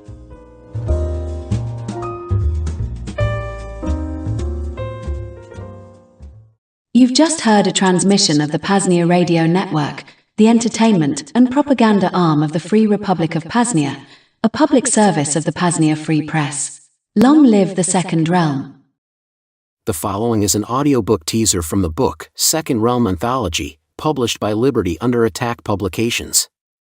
This story is titled HHOA and is authored by the pseudonymous Josiah Warren. To order your paperback copy today, just visit libertyunderattack.com/sranthology. Again, libertyunderattack.com/sranthology. And while you're there, check out our full catalog of books, privacy tools, wellness items, and much more. Liberty Under Attack Publications, share your story, find your freedom. He was just minding his own damn business. The cinder blocks were all neatly arranged out in the parking lot of his new home like a formation of soldiers waiting for some inevitable battle, but the only thing that festered in the early morning hours between when Ebner, his friends called him E.B., Brown brewed his coffee and checked his mail was an evil far more wicked than anything he had to ever contend with. He even thought about some of his worst nightmares. There was one where he woke up in a pool of his own sweat after burning alive in his head. No. Those paled in comparison to who was now approaching the cul-de-sac of the otherwise quiet suburban community, walking her little yappy dog. He wanted to throw that fucking thing off the ravine on his way to work. He was already late and not in the mood for confrontation or passive-aggressive pleasantries with an occasional dig about how the blocks in his drive violated such and such section of the sacred HOA handbook, the tome that he had sitting underneath some hot rod mags above the commode and never cracked open. But it was too late. She had already begun nosing around his unregulated building project like an officer of the law would nose around to find a victimless crime. "Hello, Karen. Nice morning, isn't it? Not too hot, not too cold." E.B. balanced a hot coffee against the window of the black Eclipse like he was a clown in a circus act. His briefcase slumped in his right hand while he tried to unlock the car and flee the scene of his not yet known transgressions. "You know, Ebner, these blocks have been sitting in your driveway for quite a long time. What you building out back? I'm just curious. I hope it's something wonderful and within the guidelines of our community. I really want to see you bloom here, Ebner. And what's your wife's name? Tammy? Trish, it's Trisha. Hey, listen. I've got to get going. I'm gonna be late for work, sorry. Catch you another time then? I'll be here, just walking the dog. Maybe I'll catch Trisha later too. She works late. Okay, well I really look forward, Ebner, to seeing how your project turns out. When is it you say you're gonna be starting it? Pretty soon. Listen, I've really got to go." E.B. pointed to his watch and managed to get all his crap into the front seat while hastily starting the ignition. He almost ground the gears, throwing the car into reverse as it flew out of the part of the drive that was still free of those rule-breaking cinder blocks that Karen seemed to have latched onto. Like any individual that had other commitments outside of worrying about local codes, such as making a living to afford the place, he couldn't rest on his laurels. There was something especially sinister about a woman that had all that free time on her hands, and instead of dedicating it to helping others or making the world a better place, she somehow got off on making others' lives a living hell. E.B. supposed the reason why he considered Karen to be on top of his mental list of things that seriously bothered him was because he felt so helpless to stop her wrath. Once she sunk her teeth into you, you were finished. He drove to the nearby army base where 80% of the town worked, as either military or contractors. He was a contractor, but he merely thought of himself as disgruntled. He had reached that point a few years ago when he found personal autonomy in some radical literature a friend recommended. It was a gradual logical conclusion that kept evolving towards some inexorable end, which he hoped would result in freedom. The car phone almost dialed itself, interrupting a playlist of old school rock and metal that brought him back to an earlier time in his life when he didn't give a shit about things like Karen or the HOA. Trish? You there? Yeah, I just stepped out for a second. What's up? Are you commuting? Trish asked. She already knew the answer, but she liked to hear reassurances that things were okay. Hey, guess what? Your friend is here. Karen, that woman we see sometimes walking up and down our street with that little dog. Like sometimes I wonder who's walking who, you know? The white noise of the hospital where Trish was a nurse at muffled her rhetorical question a little and caused EB to hit the volume on the car's hands-free phone audio. Yeah, I know what you mean. Anyway, she was nosing around my project, the cinder blocks. I'm gonna build a garden back there, and it's gonna be great. We'll have some vegetables and nice herbs for cooking. She's nosing around and really zeroed in on those blocks. Apparently they violate some kind of HOA rule. Have you ever read that book? The sun glared into EB's eyes as the road shifted direction. He pulled down the sun visor and reached for his sunglasses. It was just a few minutes more till he got on base, and then he had to cease the use of the cell phone. It was all very hush-hush, classified, top-secret stuff that they were dealing with there that couldn't be left vulnerable to outside phone calls or texts. Well, you know, honey, Trish said, lovingly, I've been to one of those HOA meetings. The president is. Guess who? Your buddy, Karen. She's been on the board the last 40 years. I was also going to tell you this when we both got home, but since you brought it up, she mentioned the 60-foot trees in the backyard that you cut down. She doesn't like those either. She says you have until the end of this week to get them cleaned up or she's gonna call in the city to make you. Sorry, baby. Trish sprung the other news on him that hit him like a ton of cinder blocks. He was already anxious and panicked about his morning encounter with the woman, but this set him over the top. He turned on his hazards and pulled off into a nearby street near the base and just sat there. What? You should have waited till I got home to tell me that. I said I was sorry, we can't do anything about it now, but it appears like she really has it out for us. And you know what else? I did some digging because I was really curious, and did you know the neighborhood next to ours? Karen referred to this as the hood, which is hilarious to hear an old white woman say, but I guess some developer finished building homes across from where we live that injected about $1,000 per month into the HOA immediately. Well, every time the hood asks for something, it's almost immediately declined, and every time the new part asks for something. Yep, you guessed it. Approved. So apparently they have $50 or $60,000 in their coffers, but yet nothing can ever get fixed. There's a playground over there near the cul-de-sac that looks super dangerous and is in a state of disrepair.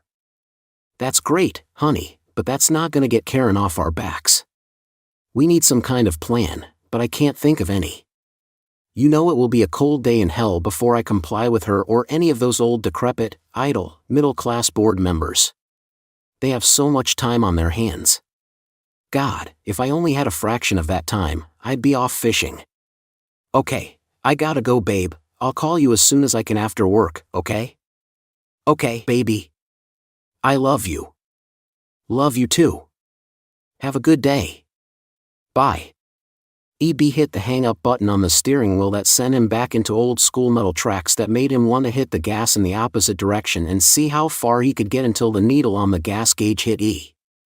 As EB put in his time at the base, doing some very important classified work for the government, he couldn't shake his sheer panic in the pit of his stomach or what his wife said. She's been on the board for 40 years. She's denying projects to the hood like she was the goddamn president of the KKK. Who cares about those blocks or how long they sit there, and what does she? He snapped out of it and looked down at his watch. It was 5 o'clock, the universal time to begin the commute home. It was like an imaginary whistle blew as all the employees in each cube got up and formed a procession. After a few minutes it just ended up being a fight to see who could cram onto the elevator first to try and make it home before the traffic really picked up. There were nights when the traffic was so backed up, he'd look out at the highway and just walk towards a nearby watering hole near the base that was known for the ladies in good spirits. A lot of irresponsible decisions were made there, often 3 or more beers deep, among the young and dumb enlisted personnel who were crazy enough to go off to some shithole, but also who didn't have a care in the world. EB thought for a second about stopping in to see if the place changed and to give some company to 3 fingers of top-shelf scotch, but he decided against it and he got caught up in the traffic and in his thoughts. Incoming call, Trish. Hey, babe. How was your day? Honey, don't freak out, but she's back. She cornered me when I got home, and I couldn't do, holy fuck, this woman is relentless. Does she know we work to try and afford this place? Well, apparently, she lives off of this trust fund her grandpa left her. He busted his ass at the steel mill until he died at 65. At least that's what this lady told me at the HOA meeting. You should really go to one of those, you miss a lot. Trish let out a half chuckle, but it was only met with EB's angry silence on the other end. Yeah, I'm never going to those. Ever. I got enough to worry about at work. I'll be home in a few minutes. Just try and get rid of her, can you do me that solid? EB was hungry and tired. All he wanted to do was get home and have some peace and maybe grill up a steak in the backyard for an hour or two till he had to do it all over again the next day. He returned his car to its rightful place in the drive next to the exposed cinder blocks and saw his wife near the back corner of the house with a fake smile on her face. They had a universal sign between the both of them that basically told the other one that there was trouble. It was kind of like a nudge she'd do with her head and a half wink. Then, he realized that Karen was still talking to her. EB slowly backed out of the drive to try and avoid Karen noticing. She was busy gabbing away about something, pointing to the blocks and then pacing over to where she was in full view of the downed trees that were on the verge of becoming non-compliant. He was able to sneak away and drive off, leaving his wife to fall on the sword for him. He had a feeling he'd owe her one for this for quite a few years, but for the moment, he was free. He drove back to the watering hole not far from the base, and it was packed with the insane, the crazy brave, and the irresponsible. Scattered about were also just people like him who needed to get away from people like Karen for a while and let their sorrows bathe in a single malt Scotch whiskey. He bellied up to the bar and looked around before he ordered. The barkeep seemed to be welcoming him back. He looked down at his phone. Incoming call, Trish. Babe, you're not going to believe this, I just snuck away for a second, Karen's still here. And she says she got the city involved, and it's gonna be $100 a day to CL. Hey, I've gotta go. I'll call you later, okay? Where are you? It's loud there. You really owe me for this. Click. Who is that, your wife? The young barkeep asked as she sat the drink in front of him. It smelled like when he burned a few of those trees in his backyard illegally, which violated a host of local codes, but he didn't care, it was smoky and full of flavor. EB sat there, and he thought about his garden in the backyard. It was completed, the stones set just right, he was planting rows of veggies, and it was soothing. He thought about how he was at peace in that garden that was not yet built, and for the first time in a long time, he smiled. You've just heard an audiobook teaser from the book, Second Realm Anthology, published by Liberty Under Attack Publications. This story was titled HHOA and is authored by the pseudonymous Josiah Warren. To order your paperback copy today, just visit libertyunderattack.com/sranthology. Again, libertyunderattack.com/sranthology. And while you're there, check out our full catalog of books, privacy tools, wellness items, and much more. Liberty Under Attack Publications, share your story, find your freedom. Hello, friends, fellow self-liberators. Dr. Gatherer here, coming to you with a health and wellness message. The Pain Liberator, Miracle Muscle Pain Reliever, is now back in stock at libertyunderattack.com. For your basic aches and pains, to more extensive injuries, and even pains like headaches or migraines, the Pain Liberator is here to liberate you from discomfort. The Pain Liberator is a 20% DMSO, dimethyl sulfoxide, /80% colloidal silver water base, blended with enough aspirin to provide 30 milligrams of aspirin per spray. Beyond just pain relief, all three of these main ingredients provide enormous benefit to the body in general. DMSO also helps to bring the aspirin and colloidal silver into the skin for maximum bioavailability.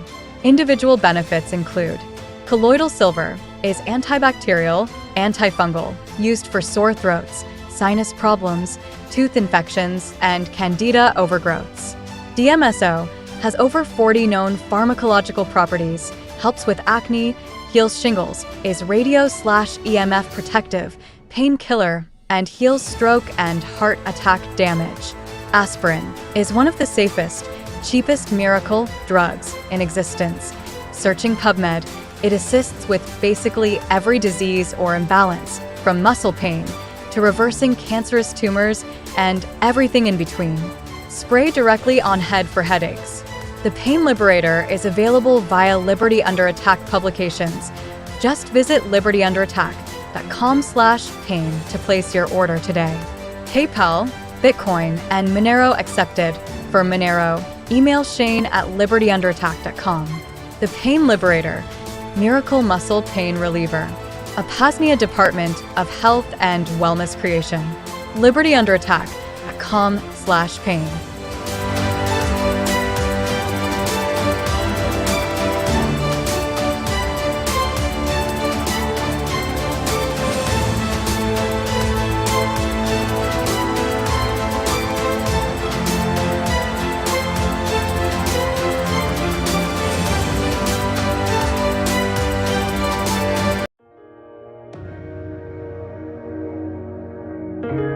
The newest addition to the PAZNIA radio network, the Voluntarist Academy with James Cordiner.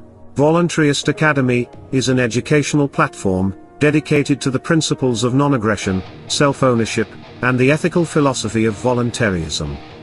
Here, we reject the mythology of political authority and embrace the timeless truth that all human interaction should be grounded in consent and moral integrity. Through rigorous study, in-depth courses, and accessible materials, the Academy equips individuals with the tools to critically examine the foundations of coercive systems, and to replace them with voluntary, peaceful alternatives rooted in natural law.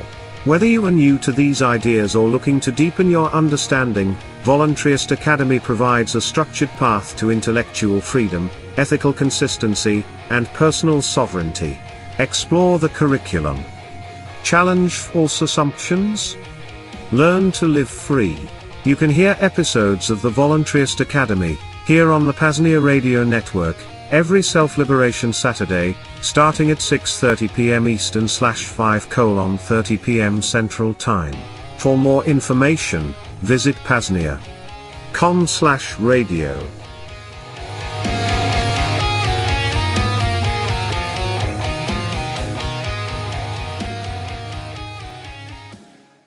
You've just heard a transmission of the PAZNIA Radio Network, the entertainment and propaganda arm of the Free Republic of PAZNIA, a public service of the PAZNIA Free Press. Long live